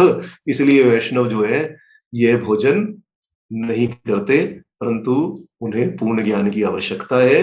मन को शिथिल करने के लिए का भक्षण नहीं किया जा सकता, नहीं किया जाता। यदि हम प्याज और लहसुन, इसीलिए प्याज और लहसुन को तामसिक भी माना जाता है, क्योंकि यदि हम इस भोजन को करेंगे तो हमारे मन की वृत्तियां बढ़ेंगी, मन विषयों में और अधिक संलग्न होगा। और जब मन विषयों में अधिक संलग्न होगा तब परमात्मा तत्व की ओर तो उसकी दृष्टि जाएगी ही नहीं। और जब परमात्मा तत्व की ओर दृष्टि नहीं जाएगी तब उसका कल्याण कैसे हो सकता है? क्योंकि विषयों का मूल सहित नाश यदि विषयों का करना है तो वह तो परमात्मा के चिंतन, परमात्मा के दर्शन के द्वारा ही हो सकता है। क्योंकि उस समय यदि किसी योगी को परमात्मा का दर्शन हो गया, आप पूछेंगे परमात्मा का दर्शन कैसे होता है? अनवरत चिंतन के द्वारा परमात्मा का दर्शन संभव है। इस प्रकार की अनेकों कथाएं हैं जो हमारे शास्त्रों में वर्णित है कि परमात्मा ने या तो स्वप्न में या फिर साक्षात आकर मुनियों को दर्शन दिया और उन्हें वह दर्शन प्राप्त हुआ। जिसकी वह अनुभूति है केवल वही उसे समझ सकता है कि परमात्मा के दर्शन से किस प्रकार के आनंद की प्राप्ति होती है। अन्य किसी को वह समझ नहीं आ सकता। और जब परमात्मा तत्व का दर्शन हो जाएगा, परमात्मा तत्व समझ आ जाएगा, तब योगी सभी आत्माओं को एक ही प्रकार से देखेगा, उसके चित्त में भेदभाव नहीं रह जाएगा और इस कारण वह मुक्तात्मा स्थित प्रज्ञ काम आदि विषय वृत्तियों में संलग्न नहीं होगा। ऐसी अवस्था प्राप्त करने के लिए पहले ध्यान आदि द्वारा, उपवास आदि द्वारा विषयों की स्थूल वृत्ति नष्ट होने पर सूक्ष्म संस्कार की सूक्ष्म संसार को भी चित्त से हटाना पड़ेगा। और जब वह हट जाएगा तब परमात्मा की प्राप्ति होगी। क्योंकि यदि सूक्ष्म संस्कार चित्त में रह गया तब वह किसी न किसी प्रलोभन का मौका पाकर फिर से स्थूल भाव को ग्रहण कर ही लेगा। तो आज हम यहीं विराम करते हैं द्वितीय अध्याय के 49वें श्लोक पर। कल हम आगे 60वें श्लोक से प्रारंभ करेंगे। कल नहीं, अब तो हम अगले सप्ताह करेंगे। तो अगले सप्ताह 18 तारीख से हम, आज तो रविवार हो गया, मुझे लग रहा था शनिवार है, तो 18 तारीख से हम प्रारंभ करेंगे सुबह 8 बजे द्वितीय अध्याय के 60वें श्लोक से। और यहां से भगवान श्री कृष्ण यही समझाएंगे कि किस प्रकार आसक्ति का नाश होने न, यदि मन को किस प्रकार किसी प्रकार नियंत्रित कर भी लिया जाए, परंतु आसक्ति का नाश ना हो, तब क्या होगा? तब इंद्रियां यत्न करते हुए मनुष्य के चित्त को हर लेंगी, और हरने के पश्चात मनुष्य पुनः उसी अवस्था को प्राप्त हो जाएगा जिस अवस्था से उसने प्राप्त किया था, और जितनी भी साधन अवस्था उसने प्राप्त की थी वह सभी नष्ट हो जाएगी। इसलिए योगी को यही चाहिए कि यत्न के साथ समस्त इंद्रियों को वश में कर आत्मा में ही लगा रहे, क्योंकि जिसने अपनी इंद्रियों को वश में कर लिया उसकी बुद्धि स्थिर हो गई, यही समझना चाहिए। और इसके आगे भगवान यही बताएंगे कि क्रोध कैसे उत्पन्न होता है। आपने संसार में बहुत बार यह प्रश्न सुना होगा कि ऐसा क्यों होता है कि हमें क्रोध आता है और मैं अपने क्रोध को नियंत्रित करने में समर्थ नहीं हूं। यह भी आप देखेंगे, यह भी आप पाएंगे। तो भगवान यह भी बताएंगे कि आप क्रोध को किस प्रकार नियंत्रित कर सकते हैं, आप किस प्रकार के का संकल्प कर क्रोध में संलग्न ना हो, यह भी भगवान आगे बताएंगे। जैसा कि मैंने कहा कि गीता पूर्ण धर्म ग्रंथ है, इसीलिए गीता को पूर्ण धर्म ग्रंथ कहा जाता है। यदि आप किसी भी प्रकार की समस्या से जीवन में जूझ रहे हो, तो आप यदि गीता का पाठ करें तो आपको गीता उचित मार्गदर्शन अवश्य देगी। भगवान द्वारा कहा गया वाक्य है, भगवान के निज मुख से प्रकाशित है, और वह आपको ज्ञान अवश्य प्राप्त करेगी। जिस भी मनुष्य को अधिक क्रोध आता है उसे द्वितीय अध्याय का 62वां और 63वां श्लोक याद कर लेना चाहिए, और जब भी कभी क्रोध आए तब इन दोनों श्लोकों का स्मरण अवश्य करना चाहिए। तो आज हम अब यहाँ विराम देते हैं। अगले सप्ताह शनिवार 18 तारीख से हम प्रारंभ करेंगे द्वितीय अध्याय का 60वां श्लोक। तो आज अब मंगल कामना और सभी अधिभौतिक, अधिदैविक, आध्यात्मिक तीनों प्रकार के तापों और विघ्नों को सर्वथा शांत करने के लिए हम उन श्री भगवान के चरणों में शांति प्रार्थना करते हैं। ओम द्यौ शांतिरंतरिक्षगम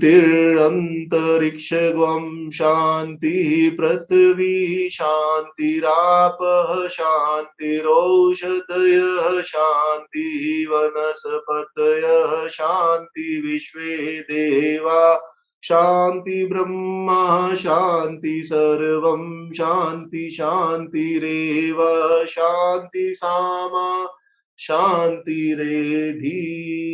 ओम शांति शांति शांति। आप सभी को प्रणाम, नमस्कार, जय श्री राम। ओम नमो भगवते वासुदेवाय। अगले सप्ताह आपसे पुनः संपर्क होगा, तब तक के लिए आज्ञा दीजिए। नमस्कार, जय श्री कृष्ण, जय श्री राधे। नमस्कार जी।